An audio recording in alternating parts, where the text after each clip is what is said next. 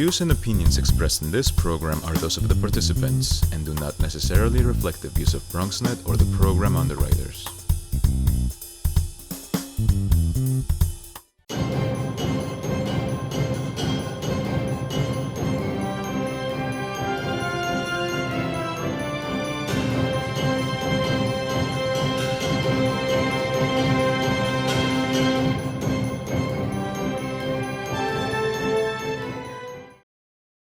Section 85, Chapter 69, Section 2706 of the New York City Charter, a joint meeting of the Bronx Borough Service Cabinet and Bronx Borough Board will take place today, Thursday, May 21st, 2020, beginning at 10 a.m. Via a virtual conference. So we are happy to have this technology that will allow us to meet. We'll now do a roll call so that we can establish who from both boards are attending. Of course, we'll start with Community Board 1. Patrick Lofton, District Manager, Board 1.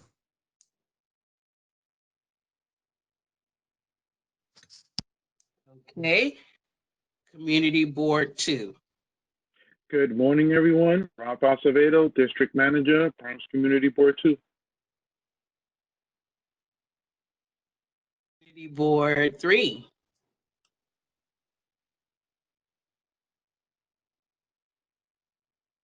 Okay.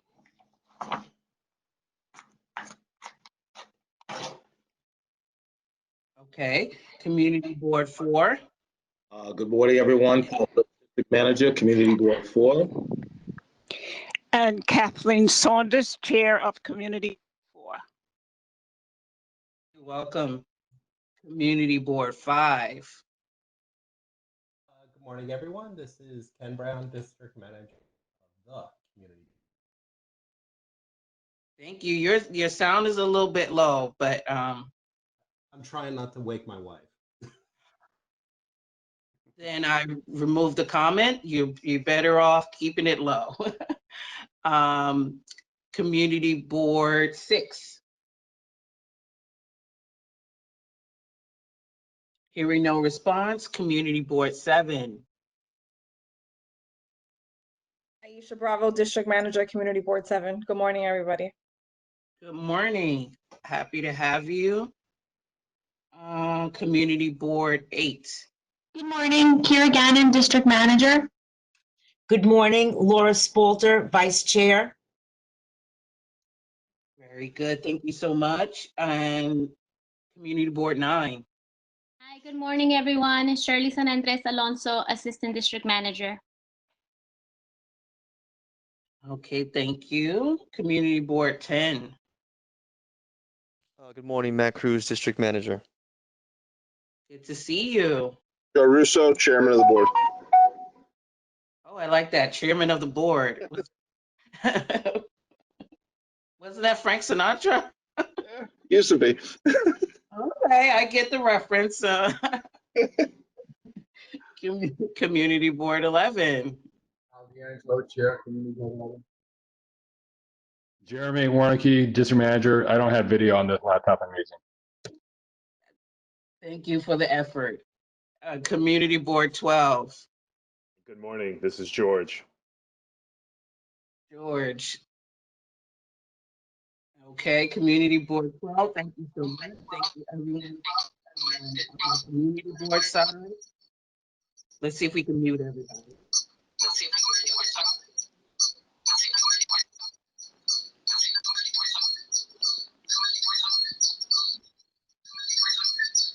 I am trying to.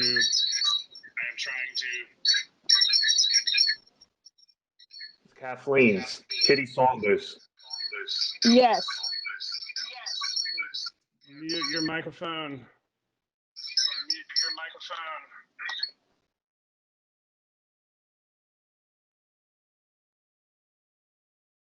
Looks like there we go. Okay, so we're back in business. Yes.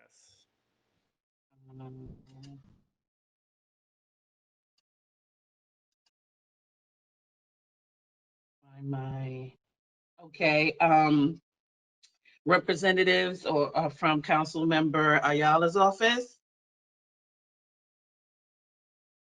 Hi, everybody. Good morning. This is Gilberto Alvarado from Member Diana Ayala's office. Hi, good to see you. Welcome. Council Member Cohen's office. Good morning. My name is Fatumata Tankara, and I'm representing Member Andrew Cohen's office. Hi, great to see you. Council Member King's office.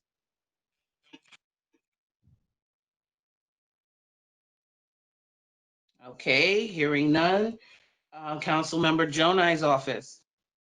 Good morning. This is Farah Rubin representing Councilmember Mark Jonai's office. Thank you. Hi, thank you. Council Member Cabrera's office.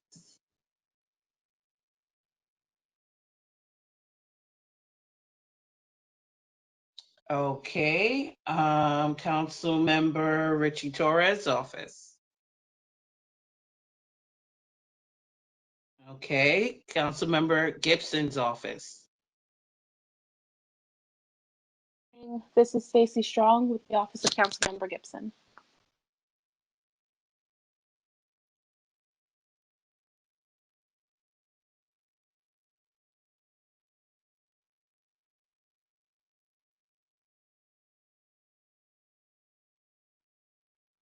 Were you able to hear me?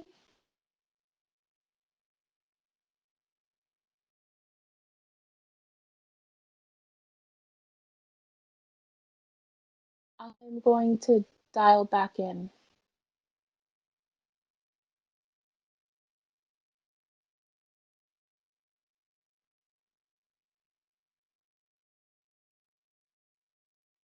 I don't hear either Mr. McShane or Deputy Borough President Scott McFadden. The same on my end. Yeah, Chris, we don't hear you.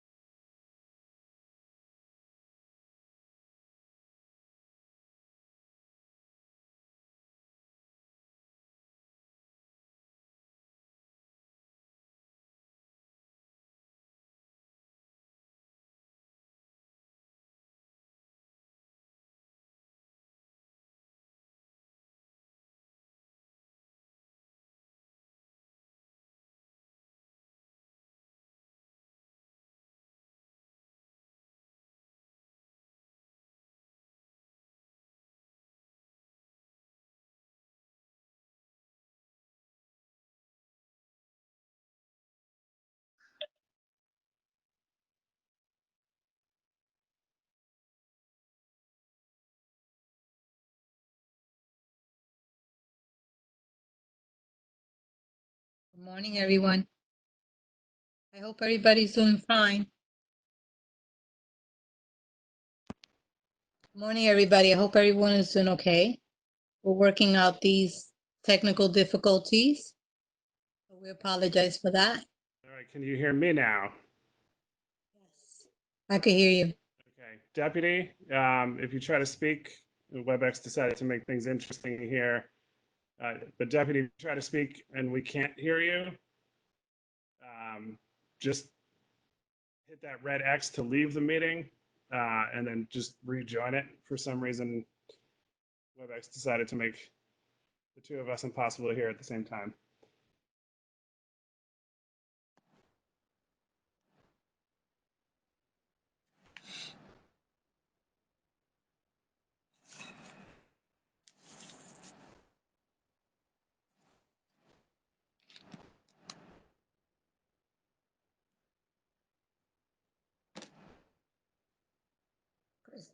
Chris, I got a message that I'm also the host. So I'm this Marisol. Okay. Is that going to prevent the deputy? Nope. That won't do that. It may have just given that notification because I left for a few seconds. Okay. Looks like the deputy is back on. I'm unmuting. Sorry, everybody, about that. Deputy, are you there?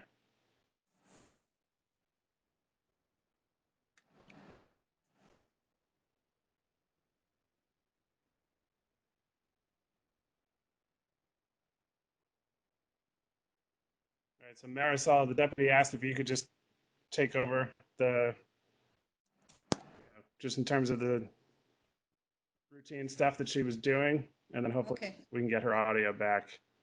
Okay, so we left off at Richie Torres. Stacy, we have you. Hi, Representative. Torres' office. Awesome. You were from which office? Torres. Awesome. We have, how about for Vanessa Gibson? Stacy Strong from the Office of Councilmember Gibson. Ralph Salamanca's office? And Ruben, and the Councilman Ruben Diaz Senior. Anyone?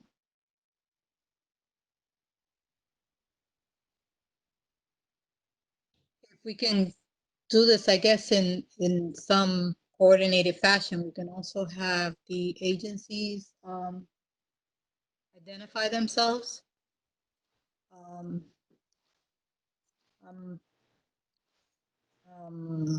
Blanca from New York City Emergency Management. Parks.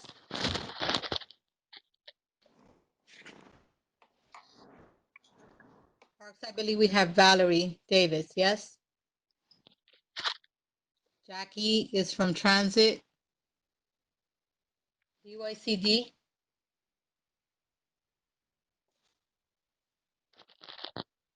Cool.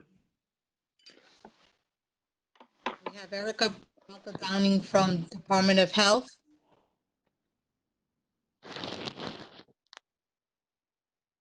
Fire Department. Richard Velez, Community Affairs Fire Department. DOT. Cruz, DOT. Sorry, could you repeat that? Teresa Cruz, DOT. So Marisol, the deputy asked if we could just start the presentation, just given the time, if that's all right. Sure. And Deputy, since I just got word that the commissioner has to leave at 11. So do we want to switch up the order of the presentations? I'm fine with that, Marisol. You're fine with the switch. So sorry. I'm DCWP. I'm okay with the switch if the commissioner has to go first. That's fine. Oh, thank you. I appreciate it. So we have 3 items on the agenda. We're going to move to the second item, which is the overview of services for businesses. And we are joined by Commissioner Janelle Doris from the Department of Small Business Services and Marlene Sintron, the president of the Bronx Overall Economic Development Corporation. So we want to start with Marlene, if I know she has a few brief remarks, and then we'll move on to the commissioner. Marlene?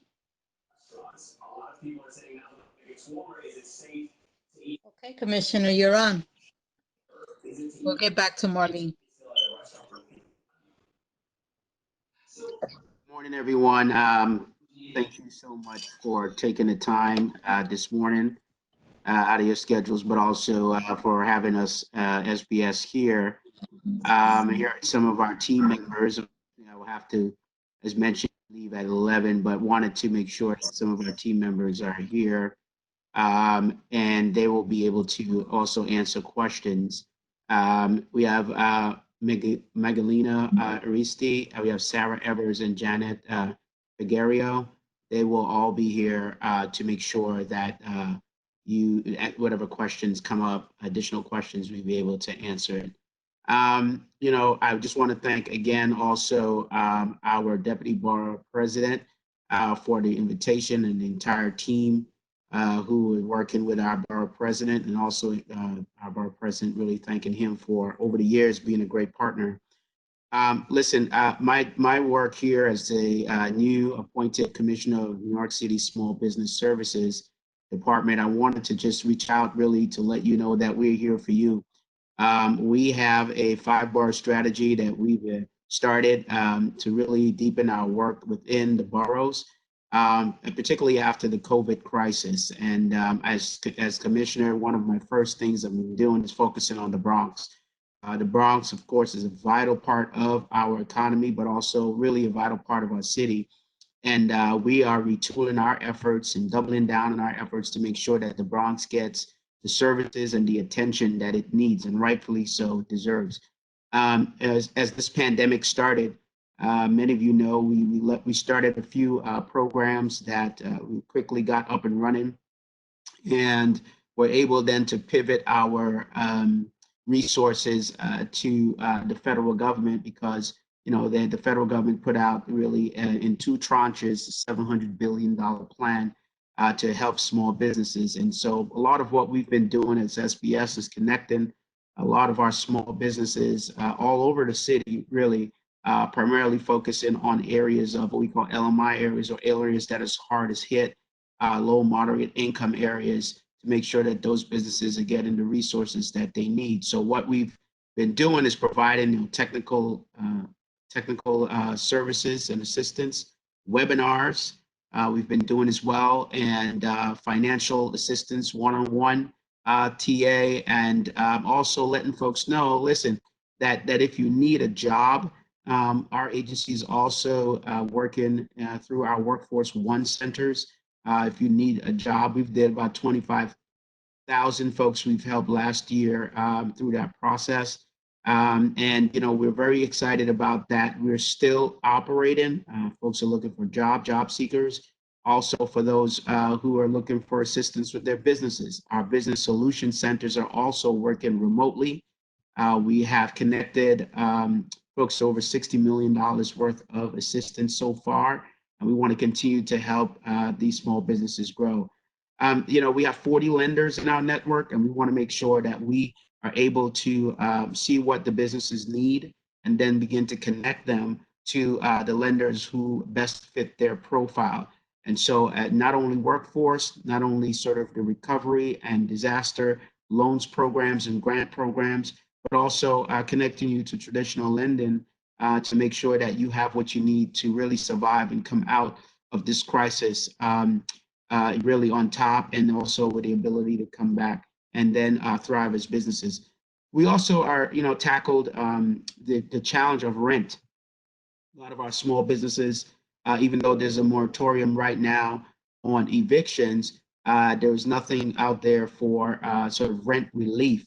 And so one of the things that we've been doing is our commercial lease assistance program, and that program helps with rent deferrals, abatement, reduction, and other actions that business owners need in order to stay alive and stay within their premise, really, and have a physical space, those who need it, in order for them to continue to do business. And also, as time becomes where we reopen, that they're already there to do business and don't have to look for new places and so forth and so on. So that is there if you need help. You need help on the legal side, and also renegotiate your lease with your landlord. We do have the commercial lease assistance program, which we are also working with. And by the way, we do have a slide with a lot of this information on it. We'll make sure it gets out to everyone so that you can be able to send your constituents where they need to go. Again, I just want to stop there, because I know you may have a few questions. Our time is short, but look, we're here for you. please make sure that you know that SBS is here and we're here to help. We have our teams working in the boroughs. We have our teams working in the Bronx. We have folks, you know, we're open and we're ready to assist you and give you whatever assistance you need and the constituents that you serve need. And so please be sure, again, our contact and also all the information sort of abbreviated in what I discussed today. We have a slide and we can get that to you. But I'll stop there because I know before I leave, maybe folks want to ask a few questions, but we'll stop there, Chris and our deputy. We'll stop there and let you all take it from there. And we're happy to answer some of those questions. Okay, thank you, Commissioner. Thank you. I I'm can back. throw that slide. Oh, good. I'm sorry. No, that's okay. I can throw that slide up on the screen for a second. And then as we went over at the beginning of the meeting, if anybody has any questions for the commissioner, please just use that raise hand function. Community Board 5. Ken, right? Yep. Go ahead. Oh, okay, good. I'm unmuted. Yeah. Good morning, Commissioner. Congratulations on your appointment. Thank you. These trying times, we certainly need you. One of the things that I think is most vital at this moment is access to data. And in particular, how can you help us get, or help direct me, how to get data on the rate of applications by small businesses for relief grant program? In particular, is there data available? Could you make data available on the numbers of businesses that have made applications, the length of time to process them, acceptance and denial rates, and preferably on a graphic basis? I'm sorry, I having some audio challenge, but I do get the gist of the point of about the data and trying to get I guess a readout on how businesses are faring in the Bronx.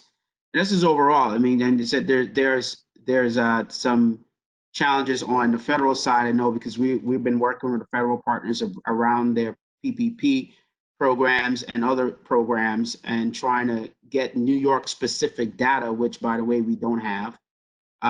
They only give state data, you know, and so that's a big challenge. But I'm having some meetings with them this week and next. We're hoping to get some of that because then it will help me, right, in my job, because then I can focus where I need to actually give the resources and additional support. So I definitely hear you on that. And, you know, I'm hoping I can get your information so that I can be responsive to you. So maybe someone will make sure that I get that from you, and then we can be responsive back to you and the team about whatever we find out. Okay. Oh, and just one last thing. I and Community Board 4 are part of the Jerome Avenue rezoning, and I just want to thank Janet, who is the zoning coordinator. I forgot her title. Yes, she has been a vital component in that corridor. So just want to compliment her. Thank you very much. We'll make sure Janet is on the call, by the way, so she's hearing you. So thank you very much. Thank you.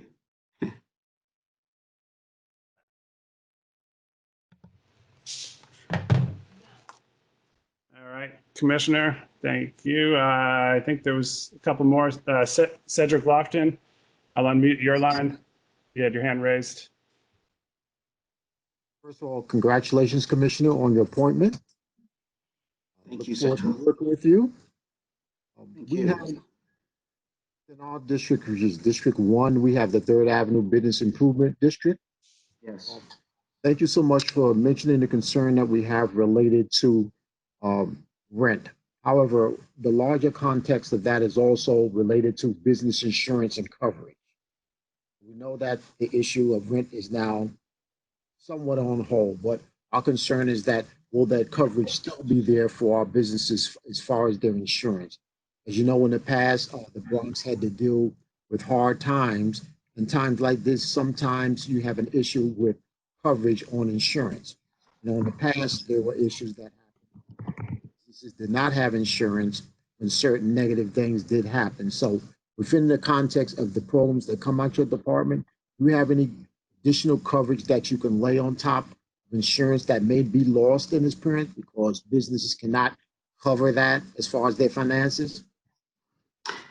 Yeah, thank you so much for that. So, you know, right now, as you may know, the insurance industry has not listed the COVID-19 pandemic as a covered event, which is insane.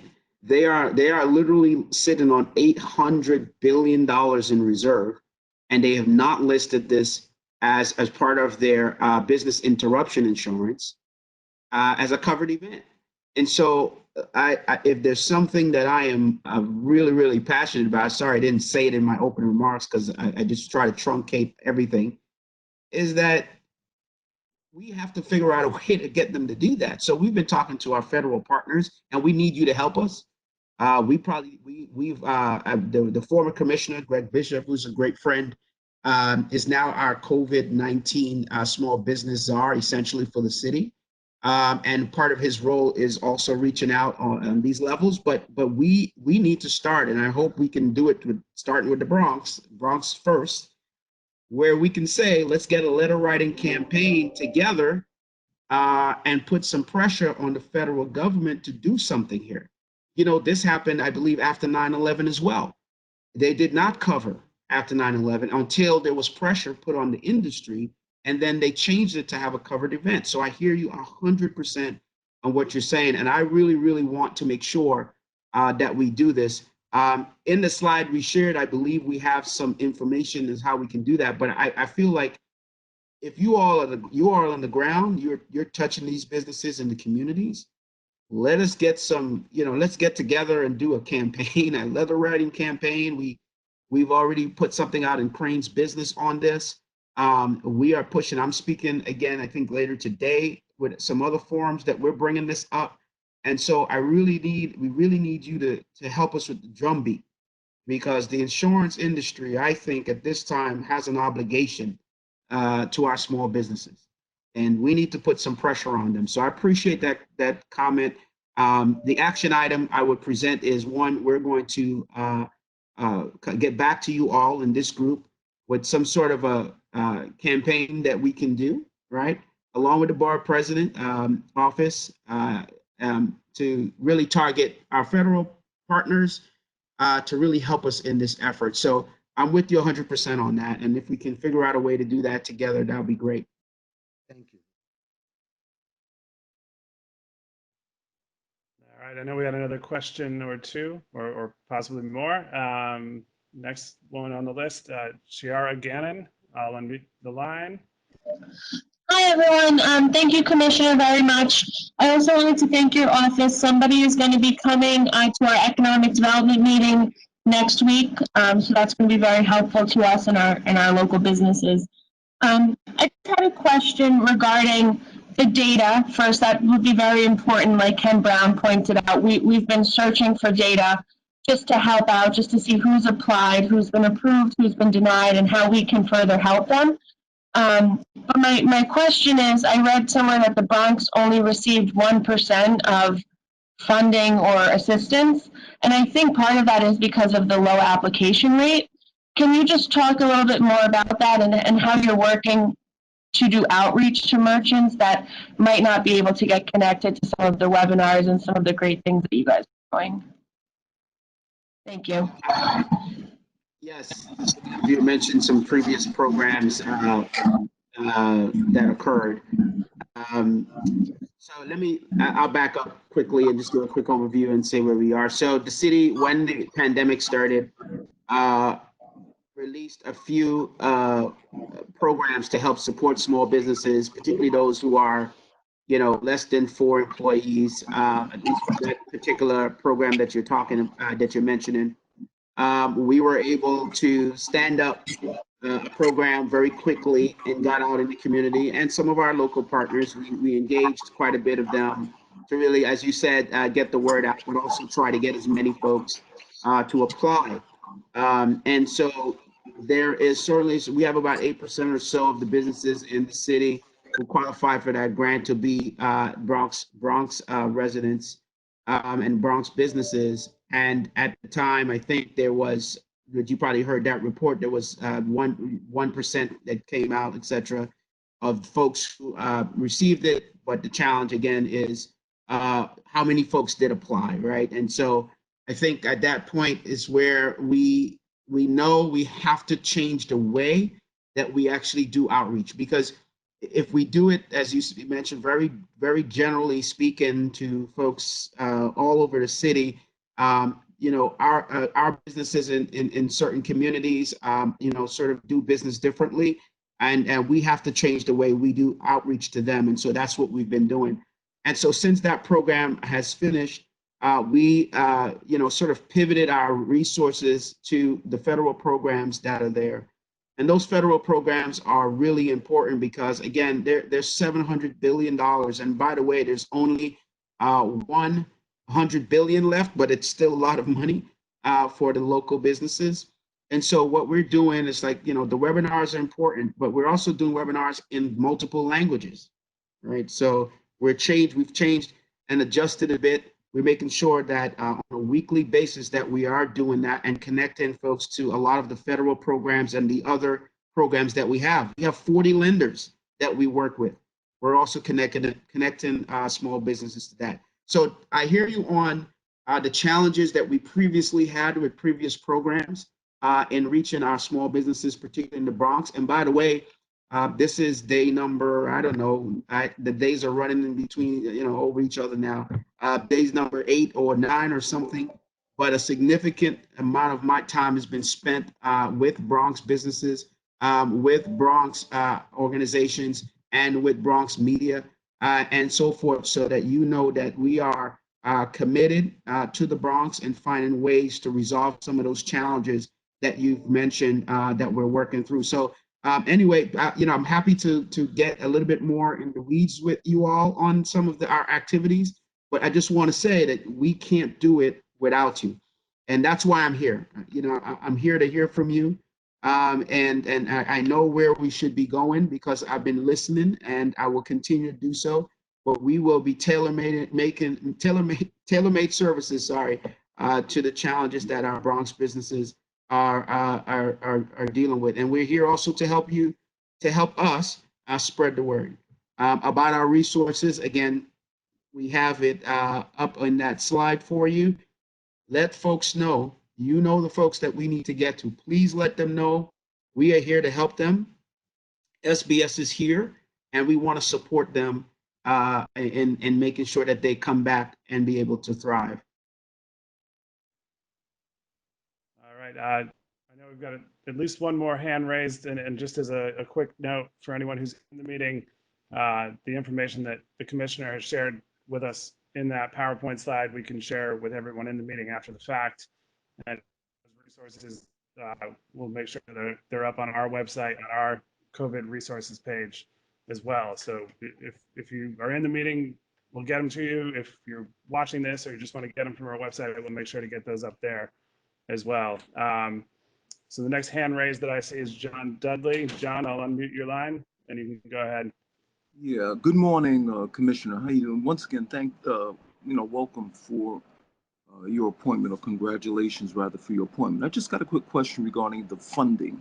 You mentioned $700 billion of funding that was committed from the federal government, right? Since the onset, excuse me, of COVID-19. Was that federal money in general, or was it for New York City exclusively, or what? Because I know you mentioned $100 billion was left, but is it for New York City? Was it for New York City, all the $700 billion, or was that for? That's the general fund that the federal government, are part of the $2 trillion that they had released so far. That's part of that national program that we are part of. Okay, how much did New York City get out of that? You know? The state, I believe, 281,000 businesses received $37.8 billion. As I mentioned to the previous our previous participant, they did not release data by municipality.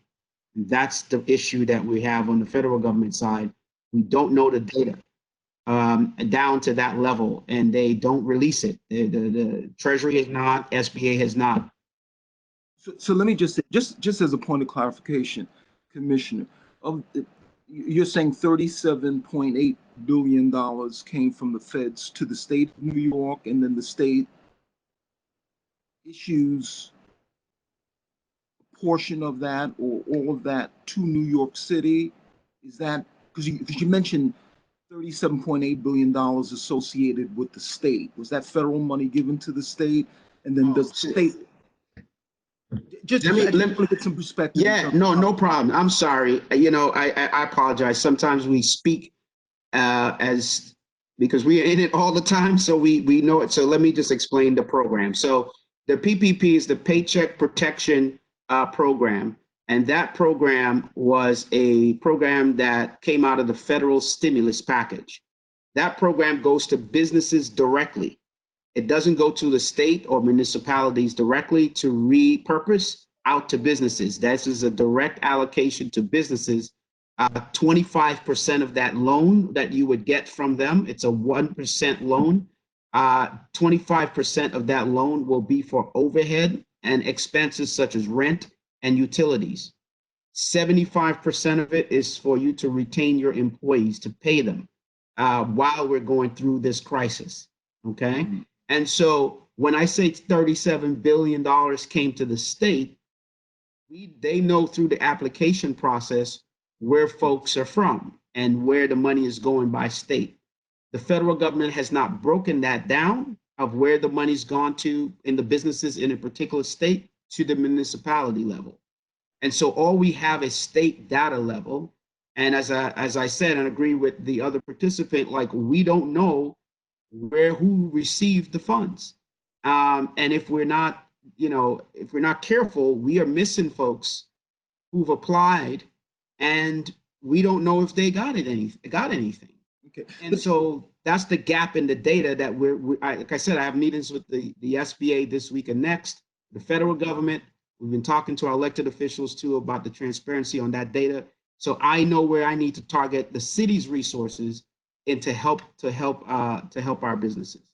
Okay, but so from let me just ask you this: does the Business Solutions administer or execute loans against the federal money that went to the state? In other words, does Business Solutions provide loans or grants related to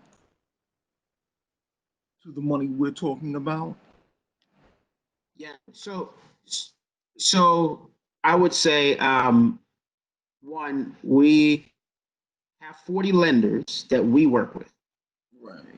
Those 40 lenders are a part of our network, and we work with them and our small businesses to connect them to those financial institutions. What that means is we help them with the application, we help them find them, and then we make sure that we did about $70 million worth of that last year in transactions. But we're not a bank, and also we're not issuing the money. It's coming from those financial institutions. So yeah. So listen, we're happy to come back on and do it seems like Deputy Borough Director and Chris and team, we want to come back and probably do a more in-depth TA session. Some of our folks about how we work as a city, but also how the market works, how the federal works, grant work, program works. We're happy to do that, and we'll take the session, and I'll bring our experts on, and everyone can be able to really have a good conversation, because we want to make sure that the businesses in the Bronx and those of you who work with them, right, like John and others, we want to make sure you guys have what you need and to do that. So I'm happy to come back, and our outreach team will be doing that. Listen, everybody, thank you so much for having me. I apologize. Our team is staying on. Some folks will be on. I do have to run to another meeting right now, but thank you guys so much for having me. I appreciate it. Thank you. Thank you, Commissioner. Thank you very much. Oh, hi, Deputy, you're back. I'm back. Thank you. I'm back. Thank you so much for having me. And we will be in touch, okay? And we'll follow up on those items, okay? Okay. Thank you so much. Thank you. Thank you. And thank you for the team that's remaining on. I had to jump on and off. You know, technology is what it is. I think that we are at the point where we want to open up the mic for BOEDC and the presentations there from, are we going to hear from Marlene Cintrone? Are we going to, okay. So Marlene, we thank you for being here today. Always BOEDC with the, you know, thumb on the pulse of business in the Bronx. As the name implies, Bronx Overall Economic Development Center. Really plugged into everything that we need to know today. Chris, can you unmute Marlene? And we thank you for being with us today. Yeah, Marlene, your audio is unmuted, so you should be able to speak.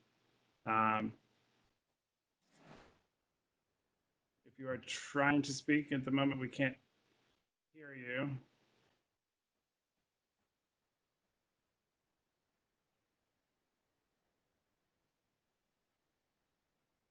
Okay. Alternatively, Marlene, I emailed you the phone number to just call in on a traditional phone line. So, Deputy, maybe we want to revisit if Marlene wants to speak. Yeah, we're technology today is not cooperating, so we're just gonna skip around as we go through the agenda. I hope everyone, we want to be respectful of your time and we want to get you the information. So it may not look as coordinated as it actually is, but we are definitely going to get you the information today. So it looks like we'll hold for Marlene, let her set up, and we'll move on to our next presentation.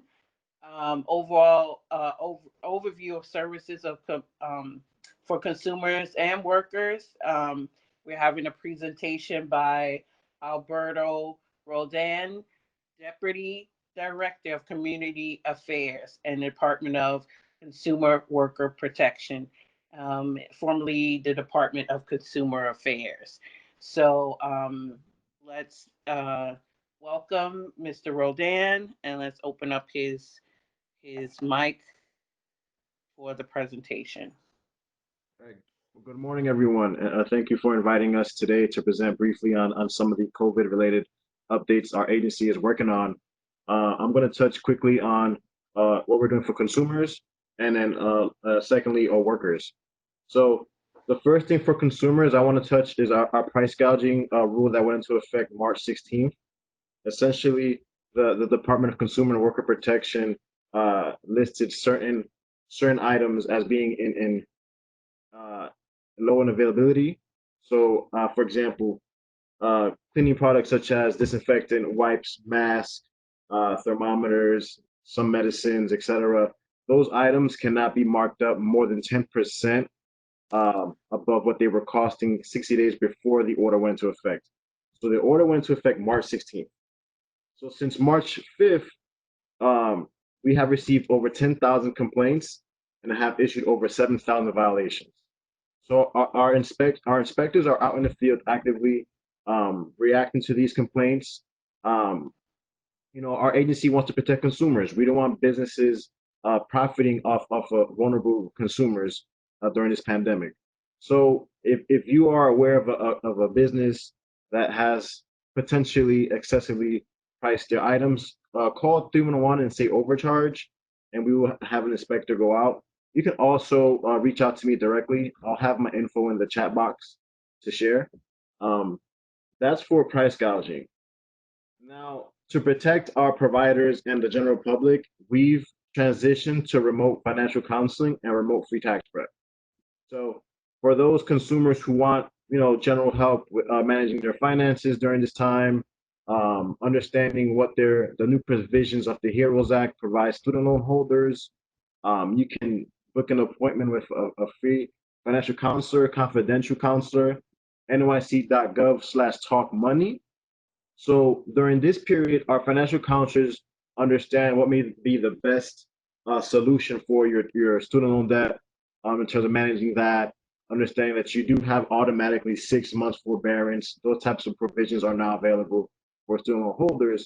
Additionally, for debt collectors, we have created a template for seized debt collection attempts for the general public. So New Yorkers can fill that out, mail it to that debt collector to stop collection attempts during this state of emergency in New York State. If debt collectors continue to contact you, you may file a complaint by calling 311 and filing a complaint that way, or reaching us at nyc.gov/consumer. So we're free. And then now with the free tax prep, families that make more $64,000 or less, they qualify for free remote tax filing, including seniors. That's nyc.gov/tax prep. So we're making an effort to protect consumers in that way, and also making it easier to file your taxes. I mean, the new deadline is July 15th, so there has been some fair extension for those who needed it. For all of us really who need it during this time, it's there. And lastly, our workplace laws. Just because it's a pandemic, workers do not lose their rights. Workers in New York City have the right to paid sick leave, regardless of status, regardless of national origin, etc. Your employer cannot retaliate against you for wanting to use your sick time. You can use it for yourself, for a loved one, or someone who is like a family member. And that can be to treat yourself, or it could be just preventative care, like, hey, I have to isolate to make sure I don't have COVID, or I do have COVID. You can use that time without fear of retaliation. And we take retaliation very seriously. Retaliation for the agency is any action that would, deter you from wanting to exercise your right or inquire of that right. So paid sick leave, again, it's the biggest law we have for workers here in New York City. They have up to 40 hours of city paid sick leave. We encourage employers to definitely provide more, but you have to give at least 40 hours of sick leave. In addition to that, retail workers and fast food workers have the right to know their schedule ahead of time. For fast food workers, certain changes would trigger a premium pay. So additional pay would be given to these workers for the inconvenience of a last-minute change. And lastly, are freelance workers. Freelance workers have the right to get paid on time.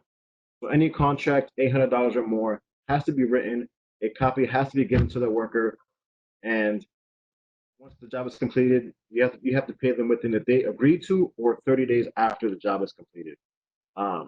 So if there's a complaint for that, definitely reach out to olps@dca.nyc.gov, and one of our members of our intake team will reach out pretty quickly, actually.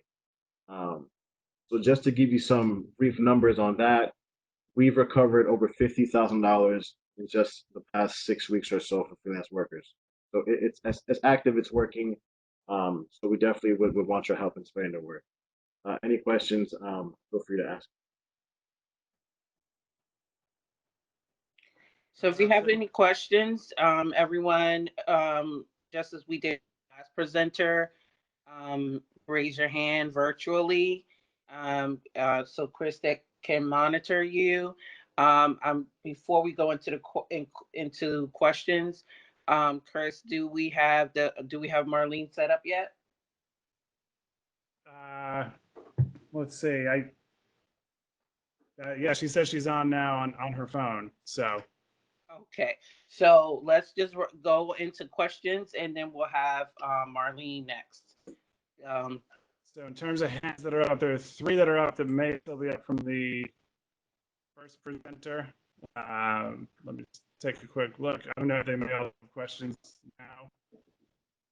So let's see. One down. Cedric, do you have a question now? Yes. Good morning, and how are you? Good to see you, Ms. Rutherford. Okay. Good morning. How are you? It's been a while. Okay, good. All right, good. Sharon, quickly, it's been about 2 months since we've gone through the conditions with the pandemic. And at that time, you said that there was a 10% markup related to services that a store may provide at a purchase by a customer.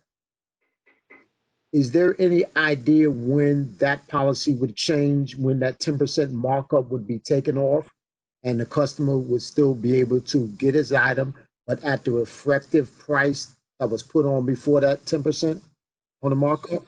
Right. So two things. Prior to us issuing that rule, we had surveyed across the city what the average price would be of certain items, right? So we knew on average to say mask cost X amount of money. So 10% above that would be fine during the timeline of 60 days of the rule being in effect. Our commissioner may likely extend that rule during the pandemic at this time. So we're going to revisit that as the pandemic continues, and hopefully whenever it comes to some normalcy, you can say, then we will revisit that. Okay. And the 10% markup was because of the lost revenue stream that may have been coming into existing businesses out in the marketplace, I would assume. The 10% was issued to protect consumers from being price gouged, from being taken advantage of. Okay.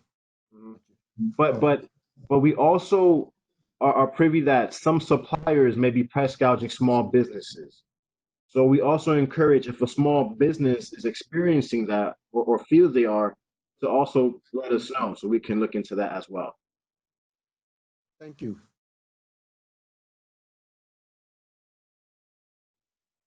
All right, so in terms of hands raised, Chiara has a hand raised still. Do you have a question this time as well?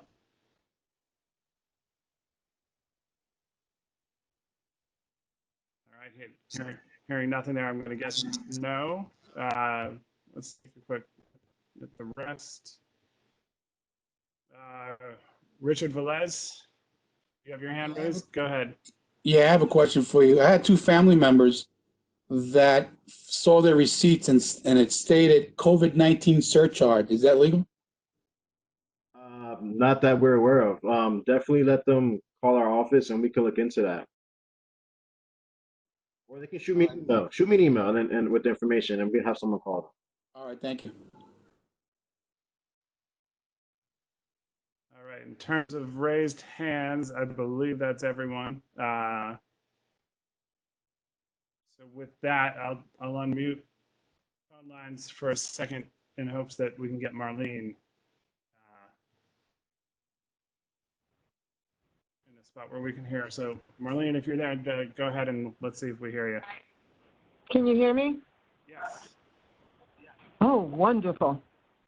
Good morning. I know the time is of the essence. Just want to share with you the Bronx Overall Economic Development Corporation is located at Bronx Borough Hall. We have space in the borough president's offices, and we are considered the economic development arm of the Bronx Borough president. We have done some amazing work in the last 10 years, and we're devastated over the fact that this pandemic has kind of pushed us back. I'm here to let you know that having worked with the federal government in a previous life, as well as the city and the state, I did understand that government takes a little longer to kind of reach the local community. And as a result, what BOEDC immediately decided to do was to set aside what funds we had, which is a little bit over $1 million, in order to provide loans to our small businesses immediately to the tune of anywhere from $10,000 up to $100,000. So different from city agencies and other economic development corporations, we are lenders. We do have funds. And what we did was made available to our small businesses access to our loan fund with extremely an easy application, below market rate interest, because our interest was not in making money off of these loans, but rather supporting our current businesses and putting our residents back to work. So as you can tell by the flyer, we are now lending funds up to $100,000, up to 5 years. And for the first 180 days, you pay us nothing. We're hoping that you use that time in order to ramp up your businesses, so then you're able to pay us back in a long term at a reasonable rate. This week, we completed the first round and actually handed out 4 loans to the tune of $320,000 total. I was gratified to see that the first 4 loans that were approved, the 4 of them were in 4 different parts of the Bronx and were in 4 different kinds of business ventures, and 3 of them were either MBEs or WMBEs.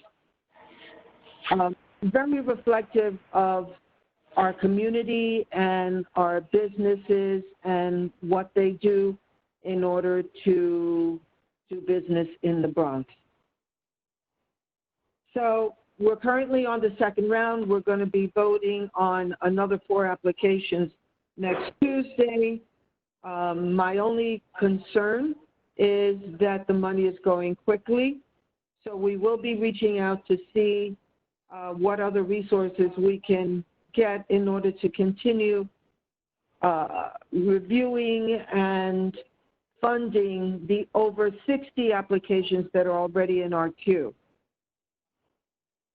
We are going to be talking to the state about their loan fund, which they're going to be making some announcements next week to see how we can work together.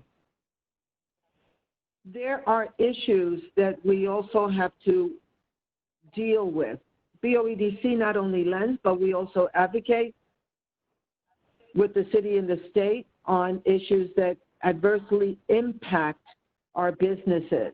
One of them is the rent with the landlords, but the other one that is of import is the fact that for the last 10 years, we have encouraged and provided financing to our minority business owners not to pay rent, but rather to own their property.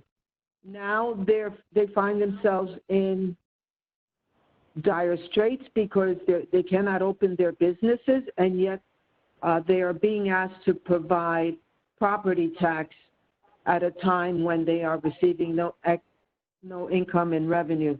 So these are things that we're going to be addressing. We also found during this loan processing time that many of our small businesses would not apply for PPP, which is the federal government's loan program, because they were not ready. Their paperwork was not where it should have been, or they didn't have access to it. And certainly what we determined was that these were small businesses that were very much deserving of these funds, but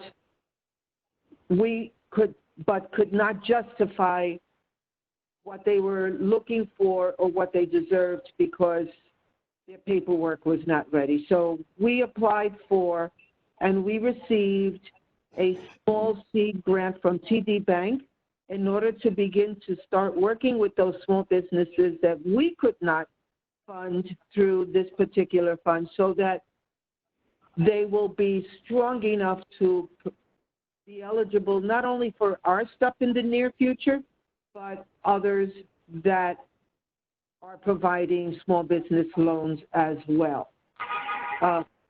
BOEDC also works with the New York State Department of Labor. They have 4 workers in our offices, and they're working remotely right now, but we are able to connect people, job seekers, with New York State DOL remotely. We also have been working with employers who are desperately looking for employees, and we've been doing that as well. You may not know that last fall we started chasing Krispy Kreme in Georgia, who we knew was going to be opening up on Castle Hill Avenue, their processing plant.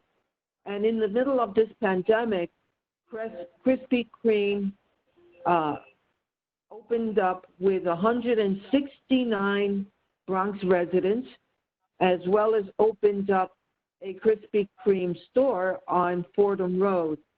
So we've been supporting those businesses that are planning and have arrived in the middle of the pandemic to ensure that those jobs that are becoming available do come to Bronx residents. Know that Michael Nixon is on the line. He is my credit analyst. You will see on the bottom right-hand side of that flyer access, telephone numbers, and their email addresses so that you can reach out and make inquiries, so that you can receive our application, so you can ask questions.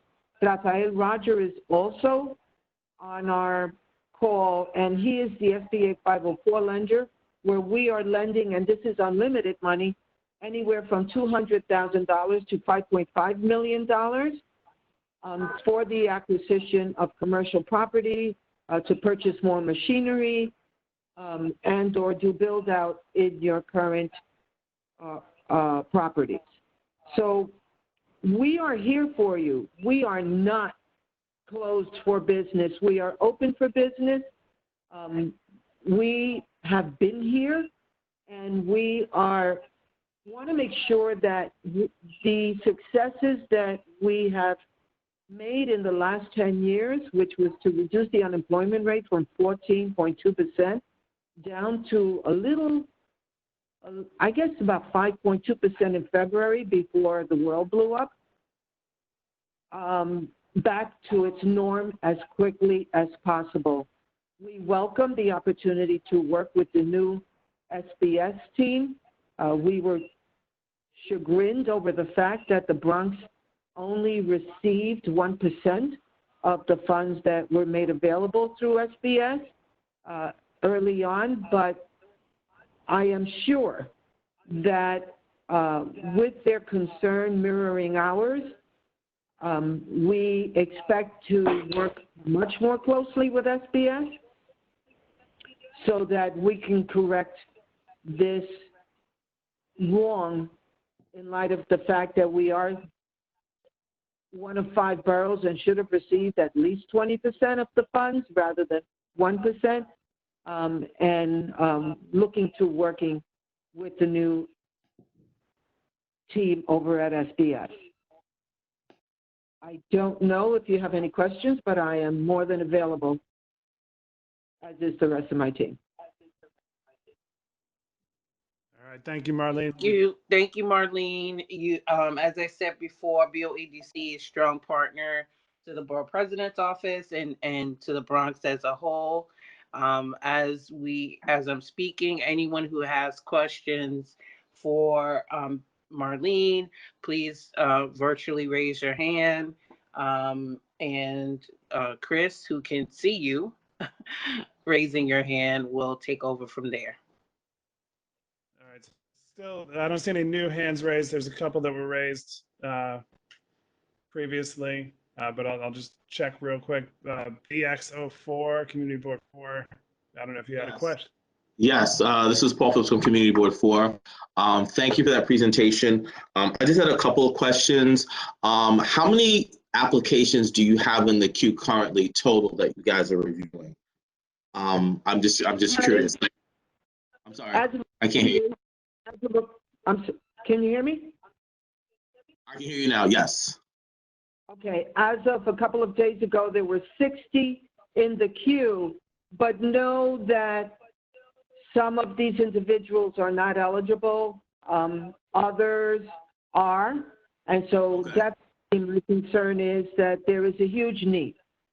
Gotcha, okay.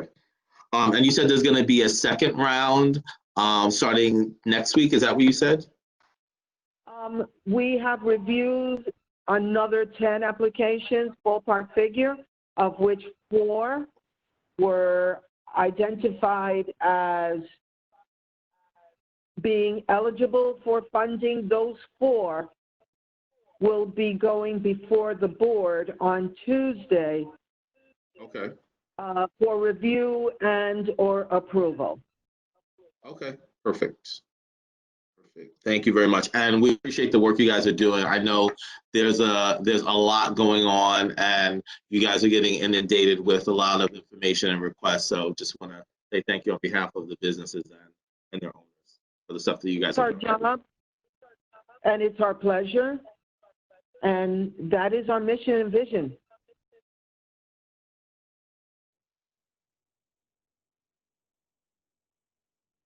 All right. The other hands that were raised were raised previously. Not sure if they have questions specifically for Marlene or SBS, but she So already. how about we do this, Chris? Let's give everybody a chance to check their devices. If your hand is up, we'll give you a chance to take, and you do not have a question, let's have you take your hands down right now. Let me just add here that anyone who wishes to can email me at any time at mcintron@boedc.org, O-R-G. Thank you, Marlene, for that. And are there any hands still up, Chris? So yeah, there are. Okay, let's go with that. Let's give everybody, all those folks a chance. Richard Velez, did you have a question at this time? No. All right. And I believe John Dudley. That's a new hand raised. John, go ahead. Yeah, hello, Marlene. How you doing? Just a quick question. The $1 million that we were talking about that we started, was that discretionary money from the, was that borough president money? No, actually these were funds that I received from New York State. It was a discretion allocation from a New York State senator in order to provide small business loans throughout the Bronx. Up until that period of time, I only had loan money for businesses that were located south of 161, empowerment zone money. And so this particular senator was located north of 161, but the discretion was that we could use it in any part of the Bronx, and it was just kismet that A, we had it, and B, we needed it, and we're using it. Okay, that sounds okay. So that was state discretionary money from a senator you had mentioned, right? Yeah. Any of the money. I mean, we had commissioner from SBS, the new commissioner that was on earlier. You know, he talked about the larger federal dollars that had gone, you know, to the state, and how Business Solutions sort of helps not so much administer but connect a lot of businesses that are in need of funding. There were a pool of 40 lenders that he talked about. He had mentioned $60 million, but at the end of the day, I heard $37.8 billion. Is there any sense from your standpoint as to how much of that money has come in at all to the Bronx? I'm just curious, you know, in terms of the What I'm going to say is that millions have come in, but to the larger businesses. I helped some of them know that there was a lot of issues. Number one, the big banks like Chase and Citi and Bank of America and Capital One were very concerned because historically in the 2008 to 2010 financial crises, the federal government told the banks, lend the money, we got you, and they got burned, okay? And basically, this is a bigger financial pull. And the federal government, because they were rushing to do all of this, really were not giving the kind of financial assurance that banks wanted in order to lend to smaller businesses.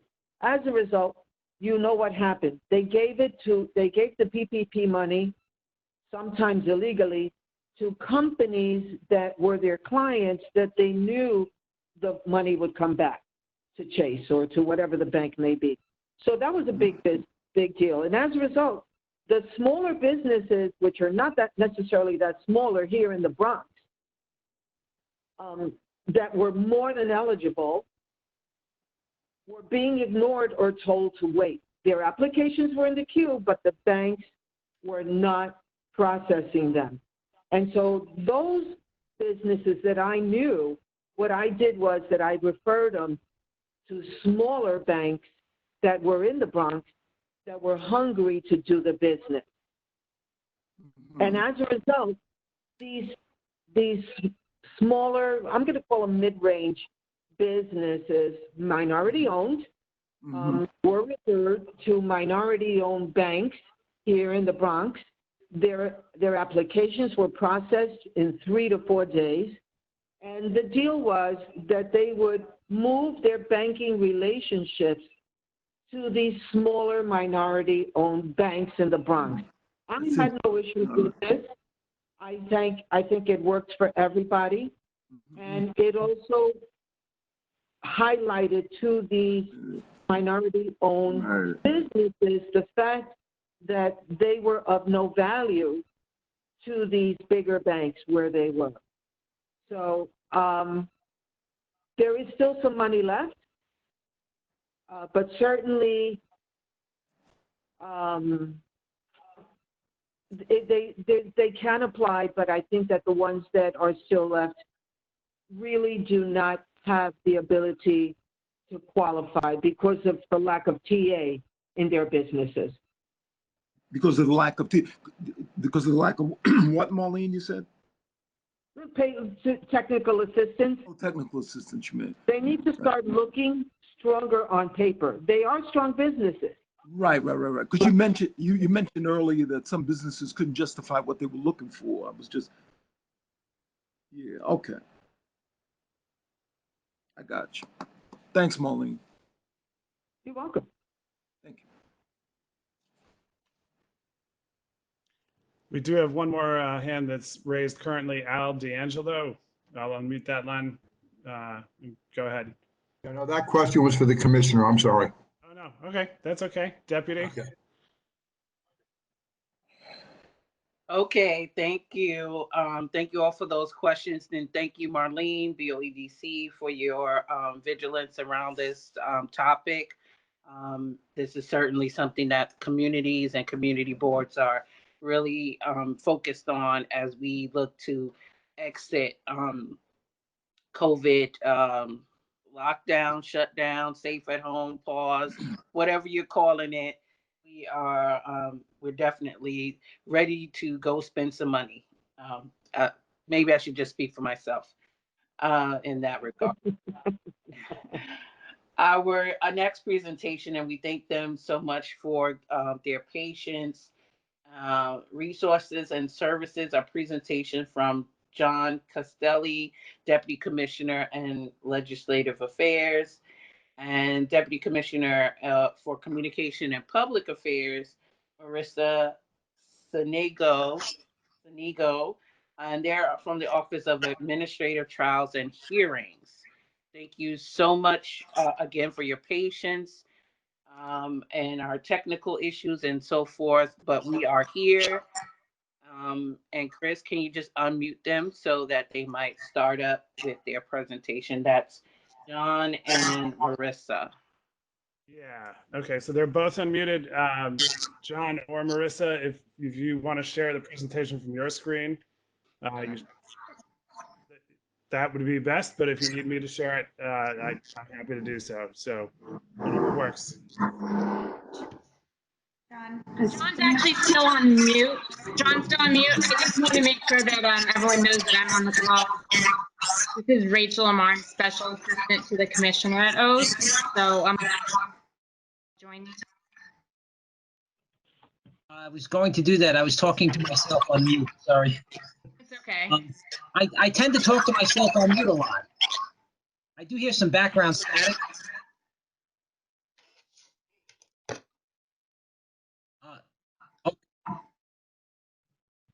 Yeah, I think whoever's speaking primarily in the presentation, we'll leave that line unmuted and then we can mute the others. That seems to be where the feedback is coming from. Is it coming from? Still coming? Chris, you have that under control? Yeah, it looks like only Marissa, I'm going to mute your line for a second. John, try speaking again. Let's see if that helps. Does this help now? Yeah. It's much better. Okay. I was going to mention Rachel. I was going to mention you. I was actually at the time. Thank you, Deputy Borough President. And on behalf, and thank Borough President Ruben Diaz and the fantastic staff that you have at the Bronx Borough President's office. Dirk, we've worked with Dirk. Marisol does a fantastic job, and Chris, really great job you're doing here today. We've been on a few of these, and this is really run exceptionally well compared to what we've been on regarding other ones. So kudos to you, Chris. Kudos to you. Thanks. Again, my colleagues and I, Deputy Commissioner Sinigo and Special Assistant to the Commissioner Amar, we do a lot of outreach, but we're here today to focus on a particular area that we're working on during COVID-19. But we're always welcome. We're always hoping that we can, at some point in the future, have a more intense and more specific presentation regarding what we do, because we do a lot, and it's important that we get that message out there. And we spent a lot of time over the last several years doing outreach throughout the city, including in the Bronx, working with elected officials, including Councilmember Fernando Cabrera, Councilmember Mark Jonai, Councilmember Salamanca Jr. We worked also with Councilmember Gibson, and we worked with Councilmember Councilmember Andy King. So we've been out here for some time. In fact, the first neighborhood pop-up courts that we did in the city, we started in the Bronx. But what we're here today to focus on is and if you could, Chris, we have that document. If you could share that. We have COVID-19, what we've been doing during COVID-19, and it's very important for the residents and small businesses of the Bronx to know what this is about, what we have been doing. Oath has been, and I'm going to pass it on to Marissa and Rachel in a second, but Oath has been up and running. And unlike other cities like Chicago, Albuquerque, New Mexico, Baltimore, where they've been shut down entirely. But Oath we've been up and running, and we're conducting our hearings through teleconferencing. So they're not in-person hearings right now, but we are providing the opportunity for residents and small businesses to challenge those hearings. And Marissa and Rachel can get into exactly what's going on with this. Marissa and Rachel? Thank you so much for having us. I'm Deputy Commissioner Sinigo from Oath. I'm in charge of public affairs. We have gone 100% remote at Oath. A lot of businesses will receive summonses from enforcement agencies, and while the enforcement agencies have decreased their issuance, they are still issuing summonses, as you heard from DCA. Those price gouging summonses would come to Oath. We are doing everything telephonically or online. So you can do a telephonic hearing by emailing remotebronx@oath.nyc.gov, and you will get a time when to click on the telephonic hearing. And if the issuing agency wants to be present, they will also be present by phone, and you'll have the opportunity to submit any evidence that you want via email. You will then get your written decision in the mail, as is the standard practice, within 10 days after the hearing date. We also still have the appeals unit up and running. So if you feel like this hearing officer made a incorrect decision in your case, you have the opportunity to appeal, and we've extended those deadlines from 30 days to 60 days. And we've also loosened up some requirements in terms of financial hardship waivers. Typically, you have to pay the violation before you can appeal, but we are, and we require documentation normally if you are seeking a waiver because of financial hardship, but we have loosened those restrictions. So we're basically granting those waivers. Another thing that we have been doing since February 23rd is we have been automatically rescheduling cases so that they do not fall into default. So what is important for you guys to know is obviously that is not going to be a never-ending thing. We have to, if a business or someone has issued a summons, the summons is going to have a hearing at some point. It's looking like around the middle of June now is when we're going to start rolling back some of those policies in regards to not defaulting people. One, because we've just gotten such great feedback on the telephonic hearings and everyone just seems so impressed with it. It's easy, it's convenient. And, you know, now more than ever, when people are kind of sitting at home, not that they don't have anything to do, but it is a good time for them to kind of take care of these kinds of things. And, you know, lots of people just actually do want to take care of their summons. It's something that's hanging over them. They don't want to forget. For instance, when we do roll back the rescheduling requirements, or the auto rescheduling rather, you know, they don't want to be stuck in a situation where they have forgotten about their summons. So we do encourage people to start actually using these telephonic hearings as a way to contest their summons. And do it sooner rather than later so that you don't get caught in a default with a higher penalty. Another thing that you should know is Department of Sanitation summonses can be done online. We have an online hearing form. We've had this in place since 2012, so many people probably already know how to use it. But you basically go online, you submit your written defense, and you can upload any evidence that you may have. It's then given to a hearing officer. They will look at the summons and what is charged, and then look at your defense. And they will again issue the decision, send it in the mail within 10 days. And for small businesses, we have set up an email to go to our help center. We have help centers at every location. Of course, they're closed now, but we're doing remote help sessions. So if you're a small business, our help center coordinators can help you understand some of the SBS rules, liaise with you to put you in touch with the right unit. As you heard from the SBS commissioner earlier, they have a lot of programs going on and a lot of different units working on a lot of different assistance for different types of people. And we've got touch points at all of those units. So if you do have a summons, make sure to email us at smallbizhelp@oath.nyc.gov. That'll make sure that we know that you're a small business and we can ask you more pointed questions about other things that you may not know are available to you as a small business, other resources and things like that. Any property owner can always also use the help center as well.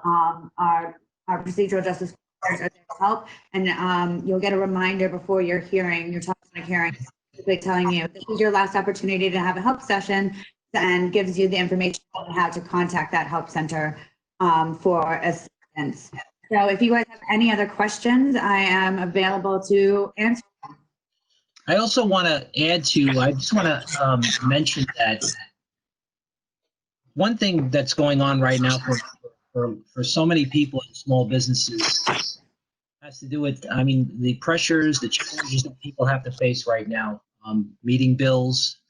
And then if there are situations where people have summonses they have to deal with, and they have a COVID-19 related issue, there are again, tremendous pressures. What we're doing here again, and to reiterate what Marissa had mentioned, what we're doing here is we're doing everything possible to ensure that people get an accommodation where if they, for some reason, they forget that they had the hearing and they did, because they're dealing with other significant issues, they can we would automatically, again, we're automatically rescheduling those hearings.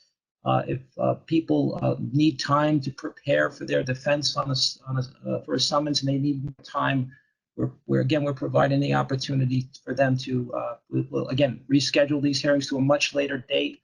Hopefully, COVID-19 will come to an end sooner than later, and they can deal with these summons-related issues at a later point once they've managed to deal with the challenges they're facing right now. And for those people that simply, for one reason or another, they had a serious experience related to COVID-19, and they, for some reason, did not appear. Again, as Marissa mentioned, we're not penalizing those people. So we're doing everything we can to make sure that people and small businesses have options during this very challenging time. Rachel, I don't know if you want to add something? Sure. I just want to be really brief. Some of you know me from the work that I've done in the Bronx, and I wanted to make sure that you knew we also had a phone number that small businesses can contact if they have further questions that they can't maybe send in one email because it's a discussion rather than an email, and they can call us at 212-436-0845, and someone from our help center will give them a call back. Of course, anyone is also welcome to reach out. Any one of my coworkers and also myself will enter our information into the chat.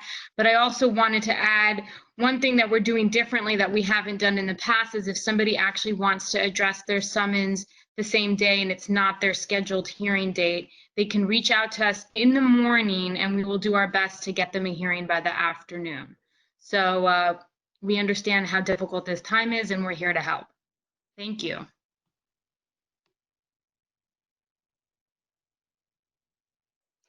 So we want to thank you again, along with the rest of our presenters. Thank you so much for being with us. Thank you for your presentation. At this time, if there are any questions, can everyone virtually raise your hand? To which, as is the norm, Chris will see your hand and he will acknowledge you. You will unmute yourself and speak. Now go. All right, so it looks like Al D'Angelo, do you have a question at this time? Your hand is raised. No, I said before, my question was for the commissioner. Mr. D'Angelo, do you know how to take your hand down? Probably not. That's probably why you could ask me a question. So it looks like you are on the web, so you will look in the, Chris, you explained. Yeah, so just again, in the list of participants that you can see on the bottom, in the bottom right corner, there's a tiny button. I do wish it was a little bit easier to see, but there's a tiny button there with a black outline of a hand and a white background. So if you just click that, again, that'll take it down. And then in terms of other questions, John Dudley, your hand is up.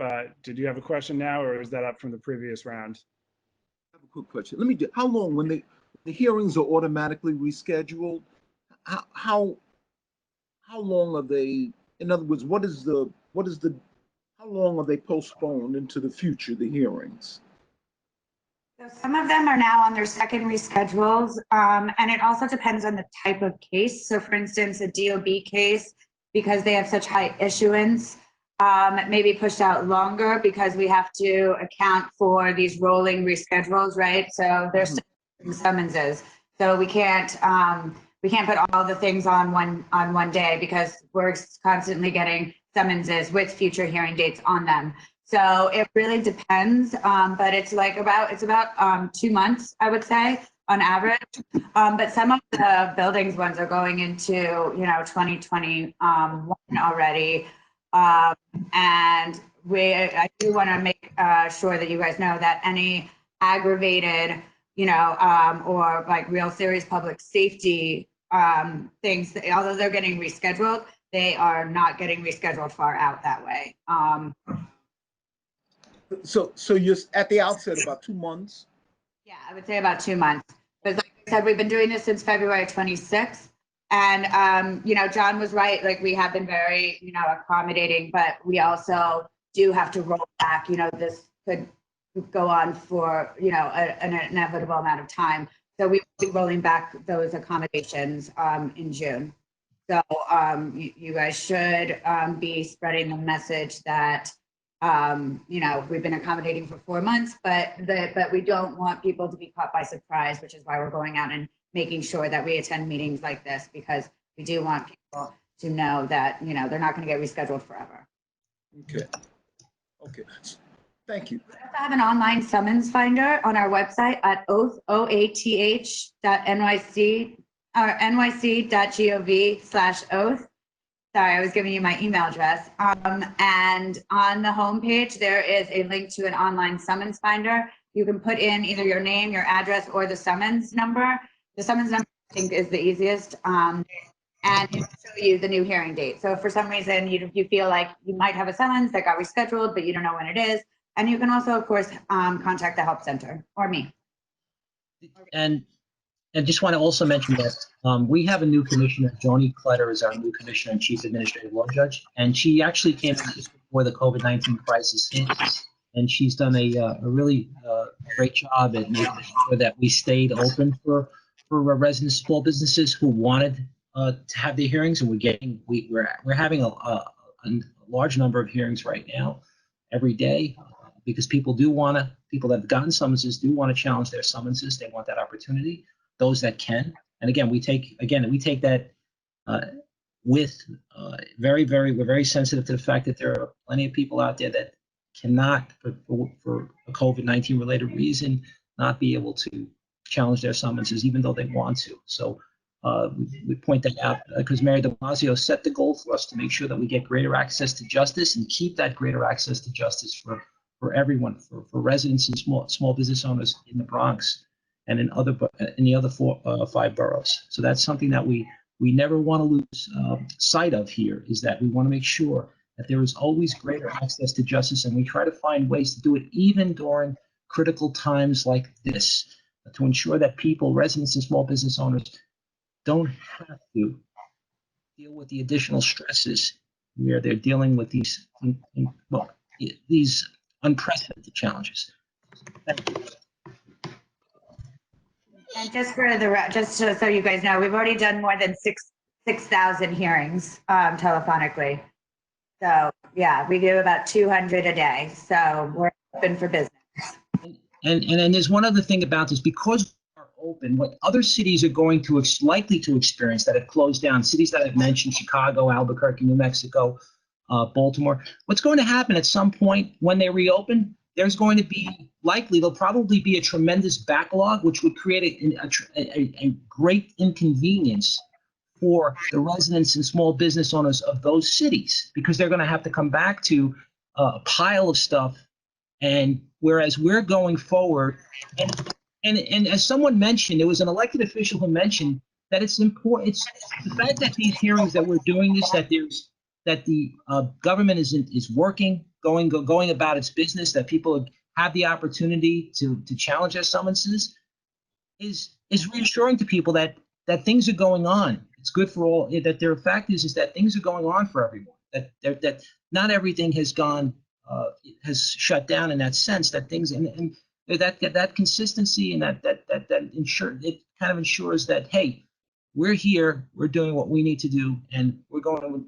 When this thing comes to an end, and it will end, hopefully very soon, we will not have that type of situation where there would be major disruptions, because we're open. And then we could laugh at those other cities, right? So anyway, so thank you very much, everybody. Thank you again, Deputy Borough President. Thank you so much for having us on. We really appreciate it. And please express our thanks to the Borough President and the great job that you guys do. Thank you. Absolutely. Thank you for being here. Thank you for your patience with everything that's going on and hanging in with us. I think we are near the end, if not at the end of the questions. Is that? Yeah, that is correct. I don't see any other hands raised at this time. Okay, on our agenda for next, we have an update from our own Dr. Nancy, really talking about, she's our health and human services director, and she has been very informative, and she's helped us in various meetings and keeping sort of abreast of the most current and updated announcements and things going on, all things COVID. I've proclaimed her COVID czarist. And I know we had a little bit of trouble with her connectivity. She sent the presentation. So if Chris, you could prepare that, and we'll just check in and see if she's online. So Nancy, are you on? I don't know that she is. I can put the presentation up real quick right now. Well, let's just prepare it so that if she gets on, and if not, within a minute or so, we'll just move on to the announcements portion, and we'll open up the floor to everyone else, and then try to circle back to this presentation. Okay. So again, I'm checking in for Nancy. Are you in? Are you on the call? Are you ready to present? Yeah, okay. I don't think, I made sure she had the phone number, so perhaps she can, like Marlene, join us that way in a few minutes. If not, we'll take it from there. But yeah, and other announcements, that kind of thing, go ahead. Right. So what we usually do at the end of our meetings is we allow for an opportunity for all board members and representatives, and also audience members, usually city agencies, to make an announcement about any upcoming events or comments, questions, or concerns in terms of what we're doing. So as I'm speaking, and if you intend to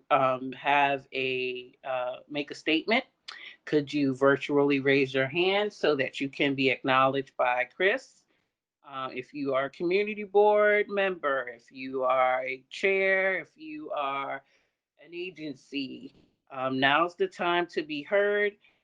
Virtually raise your hand. You're going to the participant list. You are going to see a hand there, and you will raise it if you are interested in speaking now. I will stop speaking, and Chris, you will acknowledge any hands that are raised. All right. I will start with James Rouse, our Director of Planning and Development. James, go ahead.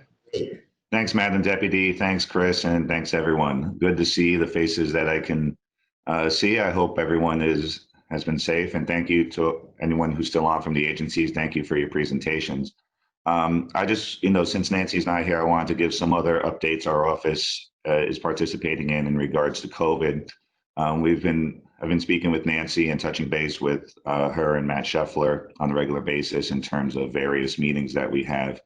The first thing I wanted to bring up, I think many of you have seen it already, but for those who don't, the office has released a housing report for Bronx CDCs and CBOs, community development corporations, community business organizations, that we had hosted the forum on April 15th and released the report a couple of weeks ago, and it's on our website.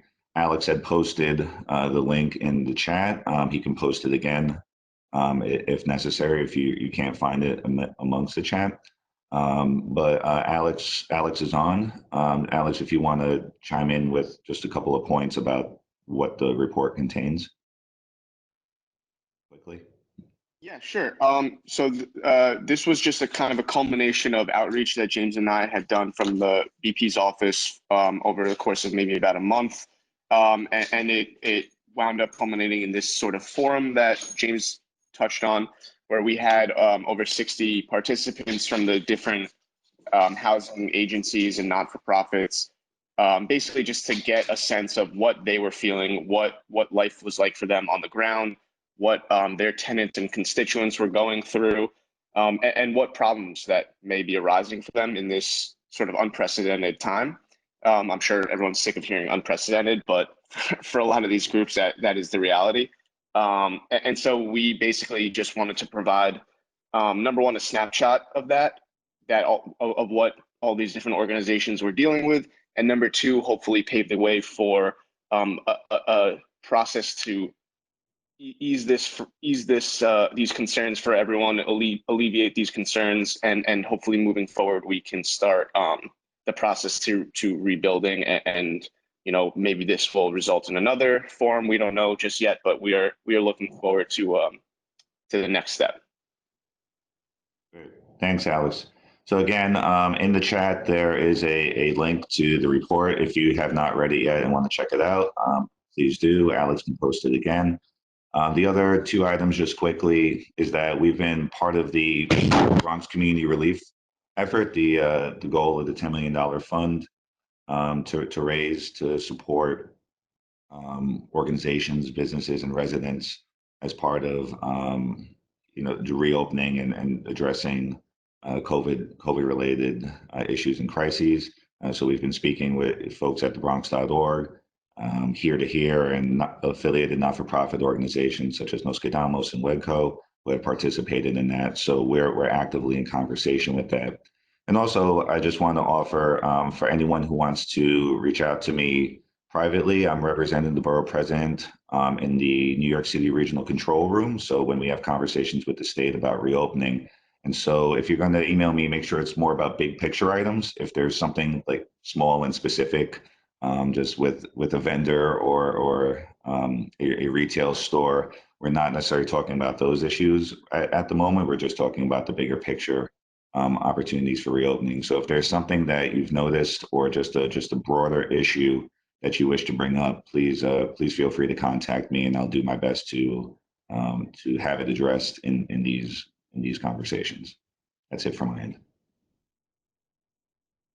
All right. Well, thank you, James. And now I would add one small note to the report. If anybody's seeing the meeting online and not somebody who's participating in it, you can go to the reports page on the Bronx Borough President's website, and you'll be able to find it there as well. Thanks, Chris. Sure. Yeah, and looking down the list, I'll try to go alphabetical. So Erica Downing has her hand raised. Erica, I'm unmuting your line. Go ahead. Hi, good morning, everyone. I'm sorry, good afternoon. Erica Downing from the Department of Health. Just a few updates regarding COVID. As you know, we are working actively with our sister agencies and ensuring we can assist the community in general. We have our messaging remains the same in reference to social distancing. We're asking all New Yorkers to practice social distancing. We also are asking individuals if they have to go out for essential services to wear face coverings. This doesn't necessarily mean it's a mask. It could be a bandana, a scarf, and to practice good hand hygiene. The mayor recently announced COVID-19 testing sites, new ones that are coming up. We've been getting a lot of questions on how to access this information. You can actually call 311 and they'll give you your nearest testing site, or you can go to nyc.gov/COVID test, and it can provide you the nearest testing site to your area. They are by appointments, so we definitely, 311 and the website as well provides you the number for appointments. So if you know any constituents that are interested in getting tested, they can do that as well. And I do just want to say that I have been activated for an emergency response role. So some of my emails, I will be getting back to everyone that emails me. It's just going to take a little bit longer. So I do ask for patience. In general, if you're hearing any individuals that are feeling depression, anxiety, or any form of stress because of the pandemic, that's completely normal. We also have services that we offer as well through our NYC Well line, as well as the state also has a number. I did share it before, but if anybody needs it, I can share it again. Thank you, and that's all for health. All right, thank you. Let's see, there is another hand raised, Jackie Carter, MTA. Jackie, you're unmuted, so go ahead. Thank you so much, and good afternoon, everyone. If you hear any noise in the background, I can't do anything about that. Local Law 11 is working on my building, so I apologize for the noise. I just want to make sure that everyone had received the email I sent yesterday in regards to the MTA first pilot on the UV proven to kill the COVID-19. This was the next step that I think you've heard that we were looking for, was another way in which we'd be able to actually kill the COVID-19 in our subways and our buses. So the email I sent yesterday, which also will include photos if you want to see exactly what the technology looks like, and a video. And basically what it is that it is a pilot, and we have approximately 150 of these mobile devices that are from a Denver-based startup called Puro Lighting. And based on this company, they've used this in hospitals, they've used this in urgent care clinics, in universities, and I'm happy to say that next week we're going to start using it on our subways, our buses, and our rolling stock. So this is just the next level in which our interim president, Feinberg, had indicated a few weeks ago that this was just another step that we're trying to explore new options on being able to clean and disinfect. According to the company, this is supposed to kill COVID-19. So I want everyone to cross their fingers, their toes, and let's hopefully see that this does happen. I did send that email out to everyone, so please click on it so you'll be able to see the photos and the videos. Please remember that we still are continuing of closing the subways from 1 a.m. to 5 a.m. to continue the cleaning. And that's the only updates that I have right now. All right, thank you, Jackie. Thank you. You're very welcome. Let's see. Next on the list of raised hands is Valerie from New York City Parks Department. Go ahead. Good afternoon to all. The commissioner wanted me to share with the board today about a press release that was released yesterday by Commissioner Silver. And in his announcement, it was that more than ever, city parks and green spaces have proven to be critical infrastructure, places of refuge, and park workers have been on the front line keeping these sanctuaries and sanity open here in New York. In honor of tremendous work that put in every day by our park workers, the Empire State Building is to be lit tonight in honor of all the park workers here in the city and across the world. So today starts the day going green in honor of parks. So starting at sunset tonight at 8:12, the Empire State Building will be lit in green, and also including at our location, Renaqua also will be lit in green. The parachute jump in Coney Island, the Washington Square Park Arch, the Arsenal and Central Park, and the park's elements will be lit through the end of June. So we are all excited about today, honoring our parkies, because we're still out there during this pandemic, keep making sure everything, business is normal. So I'm just wishing everybody to stay safe, and that's basically all I have. All right, thank you. Deputy Nancy is with us on the phone. Would you like to continue the other announcements or switch over to Nancy now? I had to unmute myself there. Let's just go ahead and go finish up the announcements and then circle back with Nancy. Thank you, Nancy, for logging back on and being with us. But let's do the announcements and then let you can be the closer, Nancy. All right, so there's the username on the screen, Y Duarte, unmuting that line now. Hi, good afternoon. This is Jo Carina from New York City Emergency Management. I just want to share a couple of things with you guys. So before we promoted the Share Your Space survey, and I just want to give you a heads up that Share Your Space is very critical to identify space within all 5 boroughs and in your communities that we can use not only during emergencies, but also for training for our CERT program. Just to give you a heads up, the Share Your Space has been very vital in order for us to identify locations within the 5 boroughs that can be used for different operations, including COVID-19. That survey was expanded to actually hotels. So now we've been asking hotels that have the space and are interested to do business with the city for COVID-19 related operations to register the location with us. And we have quite a significant number in different boroughs, including the Bronx. I just want to remind community boards that due to COVID-19 operation, emergency management is involved in many different operations. So we're not doing notification as often as we used to.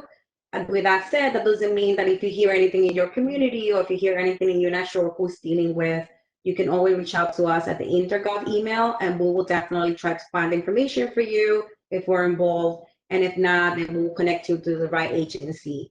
And last but not least, the summer is coming up, and we are adopting the heat plan for the summer, which means that there will be some application to the cooling center program. So I'll share more information as they become available, but just giving you heads up that that's also changing a little bit due to the COVID-19. So thank you, everyone.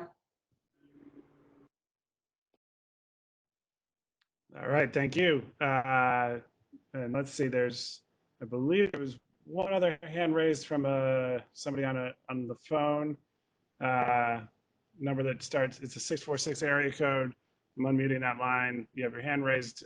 If you could identify yourself and go ahead, please.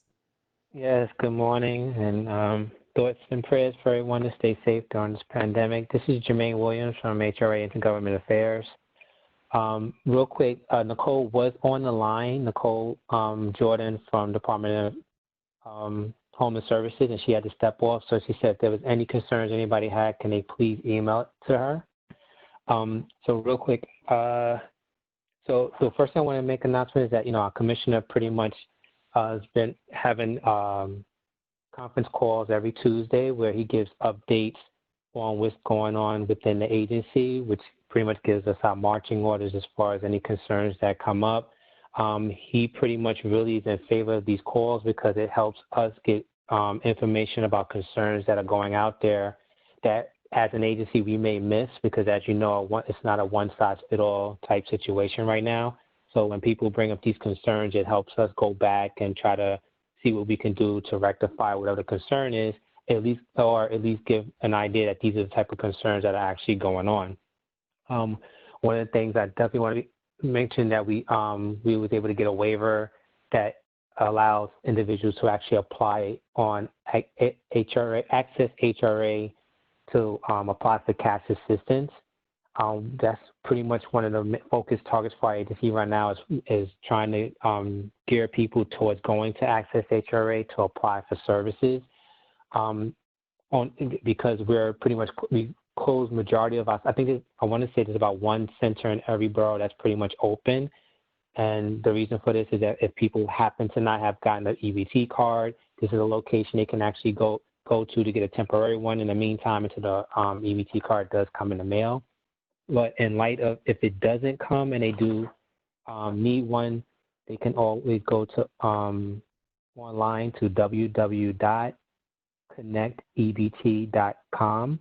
That's CONNECTEBT.com, or they can call 1-888-328-6399, and that's 888-328-6399. Real quick, so we also been given information on the Pandemic EBT card, and this is an EBT card that the state is issuing for families who had children who was eligible for free to reduce lunches. There's no need to fill out an application for this. They don't go on site trying to find out how to apply. This is done automatically. the other thing that was quickly announced about it was that undocumented, it does not count towards a public charge. So families, the state is supposed to be reaching out to DOE to get the information for individual families so they can send them the card. Individuals that already have the EBT card, the benefits will just be added to the card, and for undocumented who may not have a card, they will be able to get the card issued to them. We also still consent, I and as well as still hear that we still get the concerns that people are worried about phone interviews or calling to verify information for recertifications, or the same thing for new applications. We're pretty much trying to indicate, and it's on our website, please do not or disregard the notifications that are saying you have to call or your benefits are going to be affected. The one thing we want to make sure we're clear on is that as long as if a person's applying or recertifying and they can pretty much prove identity, social security number, residency, gross income, disability, and or alien eligibility, that there's no need to call us. If we do see that this is something we need, we'll call you. It makes it a lot easier because we don't want people, people are still calling and saying, oh, I can't get through, nobody's picking up. Again, we're trying to reduce the number of resources to be doing, to be sitting by waiting for phone calls versus us calling because we need to information to approve a case. We did put out information on our enhanced SNAP benefits, and the easiest way for me to explain this is one person was getting $100 as a household allocation. The enhanced SNAP benefits increased that individual's household to the maximum number, so they got an additional $94, bringing their household allocations to $194. And we're doing. There's no need to to put in a request for this. We're doing it automatically. It does take time, so please bear with us. The one thing I do want to add is there are concerns with individuals saying they put in the application between March and April and they have not heard anything. Please send me an email. My email address is williamsje@hra.nyc.gov. That's williamsje@dss.nyc.gov. And just one last thing for the district managers, because it's for some reason, I do understand if it happens, but is it possible for when you guys send out a notification for your Zoom meetings or for district service cabinet that you put it as a calendar invite? Because for some reason it doesn't save, and then when I look at my calendar, it doesn't pop up, and I can't, of course, not sure how to do it from when you have it sent the way it's been coming. So just if you can, thank you so much. If not, don't worry about it. Nicole always looks out for me and she sends it to me. Teamwork. And everybody stay safe and have a great holiday weekend. Thank you for that. Chris, do we have any more folks with their hands raised? We do actually. Mike Sharp, Department of Finance, just raised his hand and sent a message. If he's still there, Mike, you're unmuted. Yes, I'm still here. Thank you so much, Chris. Once again, hoping everyone is in good health and staying safe. Just want to encourage everyone to go to the Department of Finance website. There's a lot of questions regarding property taxes, business taxes, rent freeze, a number of things, parking violations. They are constantly updating the website. There's a banner on the landing page that says updates regarding COVID-19. So there's a whole wealth of information there that can get you up to speed on what's happening now. And I just want to make that recommendation. It's an excellent resource. I'd be happy to come back and do a deeper dive, but please, everyone go to the website and search for the questions that you're interested in. You can also, from our community boards and other community partners, you can send me an email at sharpm@finance.nyc.gov, and we'll be happy to give you whatever assistance we can. Thank you. All right, thanks. And Deputy, there are, let's see. There's one other phone user that I think had raised their hand during this. It's a 917 area code. Unmuting that line if that is somebody who had an update to provide at this point.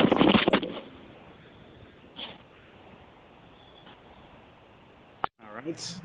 And other than that, okay, that hand went down. So other than that, Community Board 5, Ken, did you have an update? Actually, I wanted to ask Jermaine a question. Are you still on the line, Jermaine? Oh, hello? Yes, I'm on still. Yep, there he is. Yeah, thank you. I just want to say, first of all, that these weekend calls are tremendously important, and I really appreciate them. Thank you. No, thank you. That's one thing. If I recall correctly, there will be requests for recertification notices going out in June for July recertification. Wait, say that one more time. I'm sorry. I couldn't hear you that good. If I recall correctly from previous calls, or this week's call, there should be notices for recertifications going out in June for July recertifications. Is that correct? And if so, don't. Wait, I'm sorry. What was the last part? And if so, what? Don't do that. Can we just have a blanket? Oh, no. Right. So that's this what, right. So you're correct. There was, the commissioner did mention that there was notice that there was notifications that was supposed to be going out for June. But at the same time, remember, once we get a waiver to exempt or to waive the fact that we're going to do recertifications for a certain period of time, we have to reach out to do an additional request for a waiver to do, which he mentioned they're in the process of doing now for between June and July.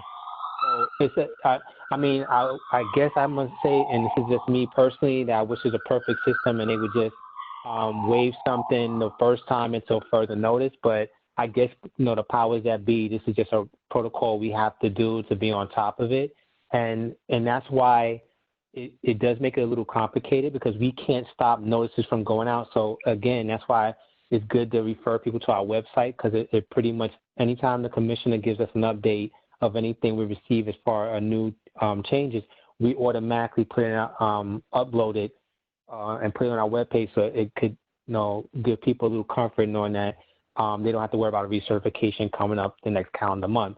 But we do know things slip through and people get busy. So again, we just know that we're in the process now working on a waiver to waive the recertification for June coming up. For July coming up rather. But most likely the notices probably already go out, because we always try to send out a notice a month before so that people don't miss a recertification. But me personally, I want to say it's a good chance that they're going to waive it because of the pandemic we're still in right now. So, but it's just a matter of time of waiting for them to actually say, yes, it's waived, and then we'll make a notification of that. But thank you for the question. I just want to ask a follow-up. If the waiver is not granted, or if it's not granted in time, do you know, is the notice saying for people to report to their job center? How are they supposed to respond for recertifications? Well, is the reopening of the job centers tied to the recertifications? All right, but so that's a two-part thing. So remember, the job center has to do with cash assistance, and SNAP is the SNAP office. So if it's a PA, that's a little bit different, and I'm not 100% sure on that, so I would have to get back to you. But as far as the waivers we're focusing on to allow individuals to be able to continue getting food and not have a change in receiving benefits is mainly the SNAP one. And that's pretty much, I want to believe, the waiver that he's referring to as far as notices going out for July recertifications. And again, because we're in this pandemic, I want to believe that we're not going to be, the powers that be are not going to be that incompetent to say, okay, now have people go to the centers because they're going to lose their benefits. And that's just being, worst case scenario. But again, You're more hopeful than I am, man. Hello? Say it again? There's always disaster. You're more hopeful than I am. Yeah, I know. And again, but you know, New Yorkers, we come together, we try our best. You know, we are a very versatile city, complex, and we're able to, you know, do things other cities can't. So I'm gonna have my fingers crossed and prayers there that it doesn't happen, and continue to see the concerns going on with our city, and they'll just work with us. Did you say that the waiver request is only for SNAP and not for TANF also? No, I'm saying I don't know. I don't remember him mentioning the cash assistance one in the conversation. The one he mentioned, I believe, was only for SNAP because we know we have to send out those notifications a month in advance. So June is like right around the corner. So we'll start sending some of those out depending on when a person's recertification date comes up. So it's just, and remember, that's automatically done. And I want to believe they don't want to change the system because when we finally, you know, see some light from this pandemic, that's going to be business as usual. So to go in and change a whole system would probably take a long time. So it's just easier just to let people know, oh, we got a waiver, put it on our website, please disregard. And then that's the other thing too, when people, and I don't want to take too long with it, but when we have individuals, when customers are signing up through Access HRA, they get notifications instantly on their phones letting them know updated information, which is a great tool we have, especially in this time. So that's another reason why we're really pushing for individuals to go to Access HRA to sign up, or even if they never did, to actually sign up now, and then they can link their case information to their to the app, the portal, and then that way they get updated information as they're going forward. If you can, if we could talk about this on the call Tuesday, I'd appreciate it. Yeah, definitely not a problem. Okay. Thanks a lot. All right, so I think that's everybody who had their hand raised for this portion, Deputy. Nancy's still with us on the phone, so I think it makes sense to go to her, unless you had anything else first. No, we're gonna go ahead and go with Nancy. Nancy is like, you know, she's our Director of Health and Human Services. She has been working to keep us all as informed as possible around the most current updates on COVID, coronavirus, and she has become our COVID czarist. And she, like the rock star she is going to close out for us and start and talk to us about what she believes is the most important information for us to have right now, and then we'll move to questions. Nancy, take it away. Oh boy, thank you so much. Kind words. I am well aware that we are really well into our second hour of this meeting, so I just wanted to be brief and tell you that whatever I wanted to show you, I don't know if, Chris, were you able to put the slides up? Can anyone see those? Yeah, so I'm sharing the PowerPoint now from my screen. So if you want to just talk through it, just let me know. I mean, I'm here. No worries. Yes. So the first slide is just a reminder that all of you should really make amazing use of this resource, because every morning I begin the day with the COVID tracker. Lots of functionality, many ways in which you can do your own research and look into specific parameters that affect your constituents, where you live, etc. Probably the second slide is one of the most important. It certainly makes visually, even if you don't understand anything about slides, it makes a very powerful impact visually to show that if you look at the blue, we are clearly at the other end of that curve. The transmission rate is going down, not very rapidly, but consistently. And it was very, I was mindful of the fact that a month ago today, when we last spoke, we were having on average 879 new cases of COVID-19 per day. Whereas now we're down to less than a sixth of that rate. You know, as of today, if you look at the tracker, we have 148 new cases in the Bronx. That's just for the Bronx. I'm only focused on the borough. The fact that the blue shaded areas are so high is because there's actually a tremendous amount of testing, and we are continually expanding testing in the borough. We have just posted on the borough president's website all of the city, state, and private places where people can get COVID testing for virus, PCR, antibody. Those places are multiplying, in particular because we remain an epicenter and a hotspot in New York City, other than in Queens, which is the other place where COVID is still rampant and numbers are increasing. The Bronx still has high numbers, despite the fact that if you go to the third slide, if you look at the daily data, we are going down all the time. Occasionally there is a small pulse, an increase, whether that reflects increased testing or opening of new sites. That's, generally something we can't tell just from a single day worth of information.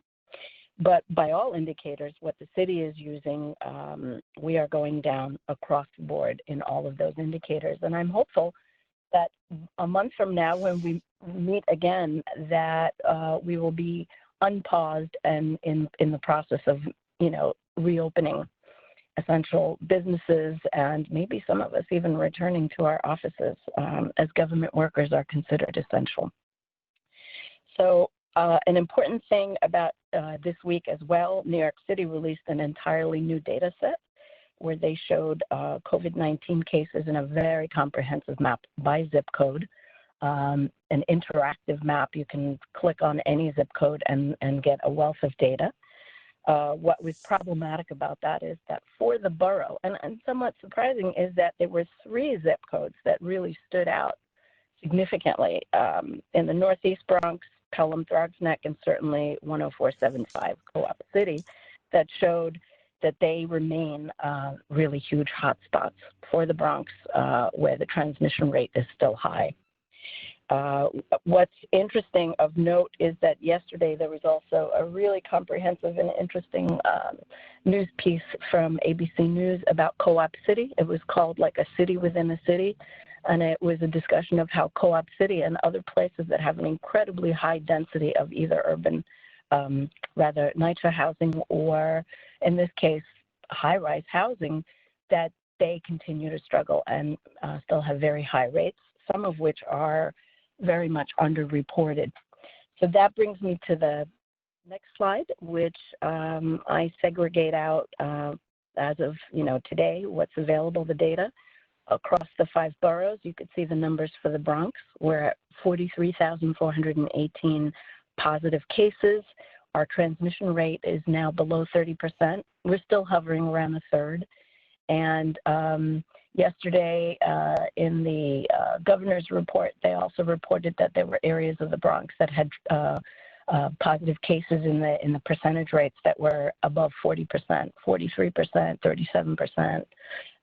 We are still, behind the rest of the city, but are, improving.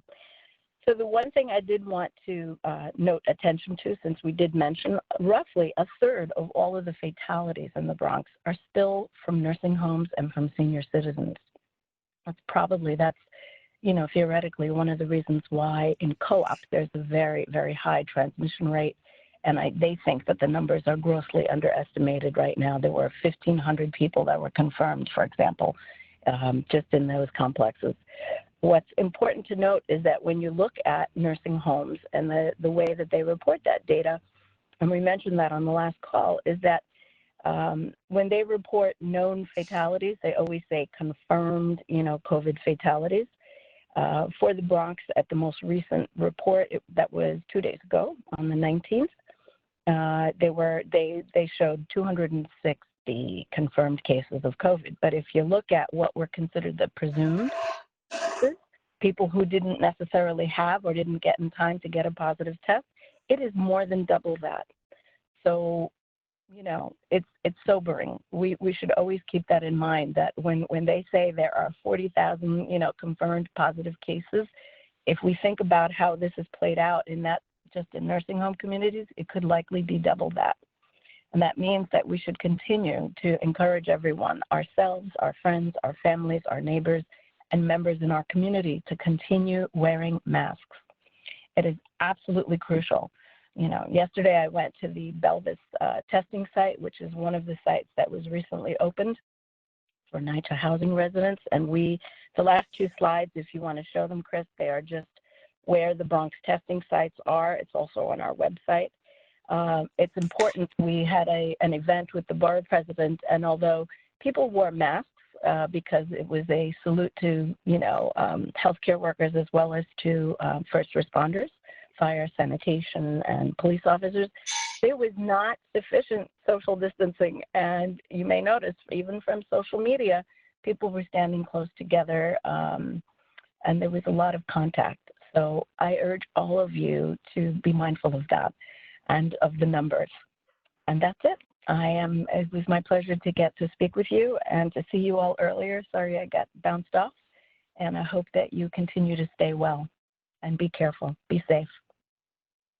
Thank you, Nancy, as always. A lot of information and very comprehensive. As I speak, we'll do the same thing we've been doing. We will ask that you in fact, actually, we'll do something a little bit different for efficiency's sake. We'll ask everybody to look and make sure that your hand is not up if you do not have a question. And if you do have a question, and make sure your hand is up, virtually that is. So virtually look in the participants list and see it. On that list, you'll see your name, which is probably first. You will raise your hand and it will show up next to your name. And if you have a question, you will lower your hand and it will disappear if you do not have a question. Okay, so hopefully everybody did that. And I will turn it over to Chris for hands. Yeah. So it looks like there aren't any hands up. There's one question in the chat from Ken at CB5. So I'll just read that one. Nancy, he's asking, is there a map of the City MD urgent care sites? So yeah, go ahead, Nancy. Yes, actually there is. And it's interesting because early on before we even were aware that a lot of urgent care centers, because they're private, privately owned, privately run, there are many, many urgent care centers, all of whom are walk-in, and they do testing as well. And their data gets reported from the labs. They use the same labs that other places around the city use. So if you actually just search, Google City MD Bronx, you will see that there are 10 locations. 9 out of the 10 are functioning at the moment. If you call them up, you will hear that the first thing that they say when you get on the phone is, if you are calling for your COVID test results, please push 1, So, we know that, and there are many others like them. So that means there's a greater network of testing in communities than are publicly announced or that everyone is aware of. And also Montefiore and some of the other hospitals do have outpatient clinics. They also do testing outside of the hospital ER. So that's good to know. All right, thank you, Nancy. John Dudley's hand is up. So John, you're unmuted. Go ahead. Yeah. Hello, Nancy. How you doing? I had well, seen. thanks. Good. I had heard something, and may have even seen a report where the governor had made some announcement with respect to antibody testing and increases, or one of the highest percentage of increased antibody testing which affected communities was in Morrisania. Yes. How do you read that assessment or fact as it relates to new cases for the Bronx? In other words, is there any relationship to the fact that Morrisania has experienced the highest percentage based upon antibody testing, individuals that may have had it and now the antibodies are in their system, related to new cases? Right. So, the antibody testing it's important to note that there's no time frame on that. You can pretty much say definitively that the person has had some exposure but not how long ago. And I think that in terms of where the state had set up testing, in that area, that was one of the more recent walk-in testing sites. A lot of the people there do not drive cars and use public transportation almost exclusively. And so that was I think, so there's two things there. That's potentially one of the reasons why there were a lot of, positive cases. I don't think that their fatalities are out of line in that zip code with other areas where the rates are significantly higher. One of the things that I leave those kinds of analyses to public health officials who really know how to crunch that data. So for example, recently when we had found out that there were these 3 zip codes that were remarkably high transmission rates and people were trying to figure out why. Is it the type of housing? Is there a lot of public housing there? Is there, what are the factors? And in some cases, there are no common threads. There are just pockets where the rates are high, where people may or may not be in, very close proximity in like big high-rise housing. But in some cases, at least in the 10469, for example, one of the only factors that stood out that was different than all the others was that they had like 8 nursing homes within that zip, whereas in many of the others, there were just 2 or 3 nursing homes. But, is that a causative factor? It's hard to say. You really need to look at a lot of things and do very sophisticated analyses.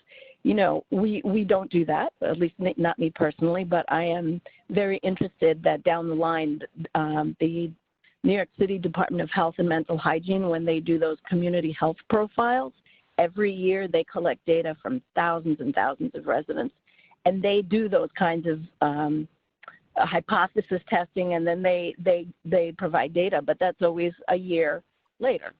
So a year from now, we'll be able to look back and see what were the differences between the different communities in terms of all of the things that they measure in order to assess health of a community, and not only social determinants, but also economic and policy, issues that contribute.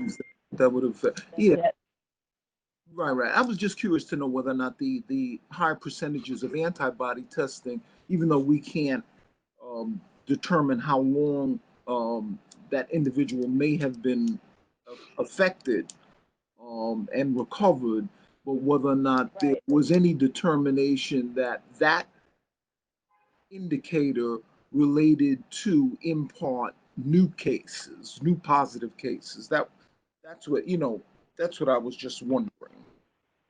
No, I mean, maybe actually when I get off the call, because I'm in my car right now, I had to, leave where I was before. So I am going to go out of interest and take a look and see what, if you want, you can also go to the New York City site and look at that zip code map. And as you pass your cursor over all of the different zips, there are pop-ups that give you number of positive cases, number of fatalities, what the percentage rate is. You can find some very interesting data. Thank you, Nancy. Be a citizen scientist, yeah? Thank you. Thanks for asking. Thank you.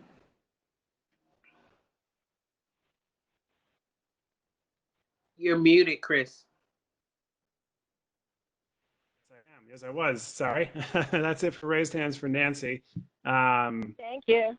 And then there was one announcement that the staff member from Councilman Jonai's office had dropped into the chat. I'll just read that real quick. It was a brief one. Farah Rubin at the council member's office had to leave the meeting a little while ago, but left a message saying, wanting to announce they have a weekly town hall event at 4 p.m. on Friday this week, tomorrow, and to call or email to RSVP 718-931-1721. And the email is mjonai, which is MGJONAJ at council.nyc.gov. And again, that's a domestic violence town hall that the council member's office is doing. So just wanted to share that info. I think from chat and hands raised, that's everything. Okay, so I want to thank everyone for sticking with us, staying on. I think that even separate from our technical difficulties, we had a lot of meaty information and to give out, and I think we were successful in doing that. Before we end the call completely, I want to just remind everyone about the census. It's not over. It is still a topic that that is near and dear to every Bronxite because it needs resources. And as community members, community board members, and representatives from other offices, we know these numbers are critical to not just funding, but resources and resources that are linked to transportation, that are linked to education, that are linked to many, many, many aspects of our daily lives here in the borough. So an accurate count is more than just something we would like. It is a necessity. We are nearly halfway, 50% to a complete the count, but that does not mean that we can stop. That means that we are only halfway and we need to double, triple, quadruple our efforts to get to a 100% count. Some people say we can't do it, but guess what? They've said the Bronx couldn't do a lot of things. How about that?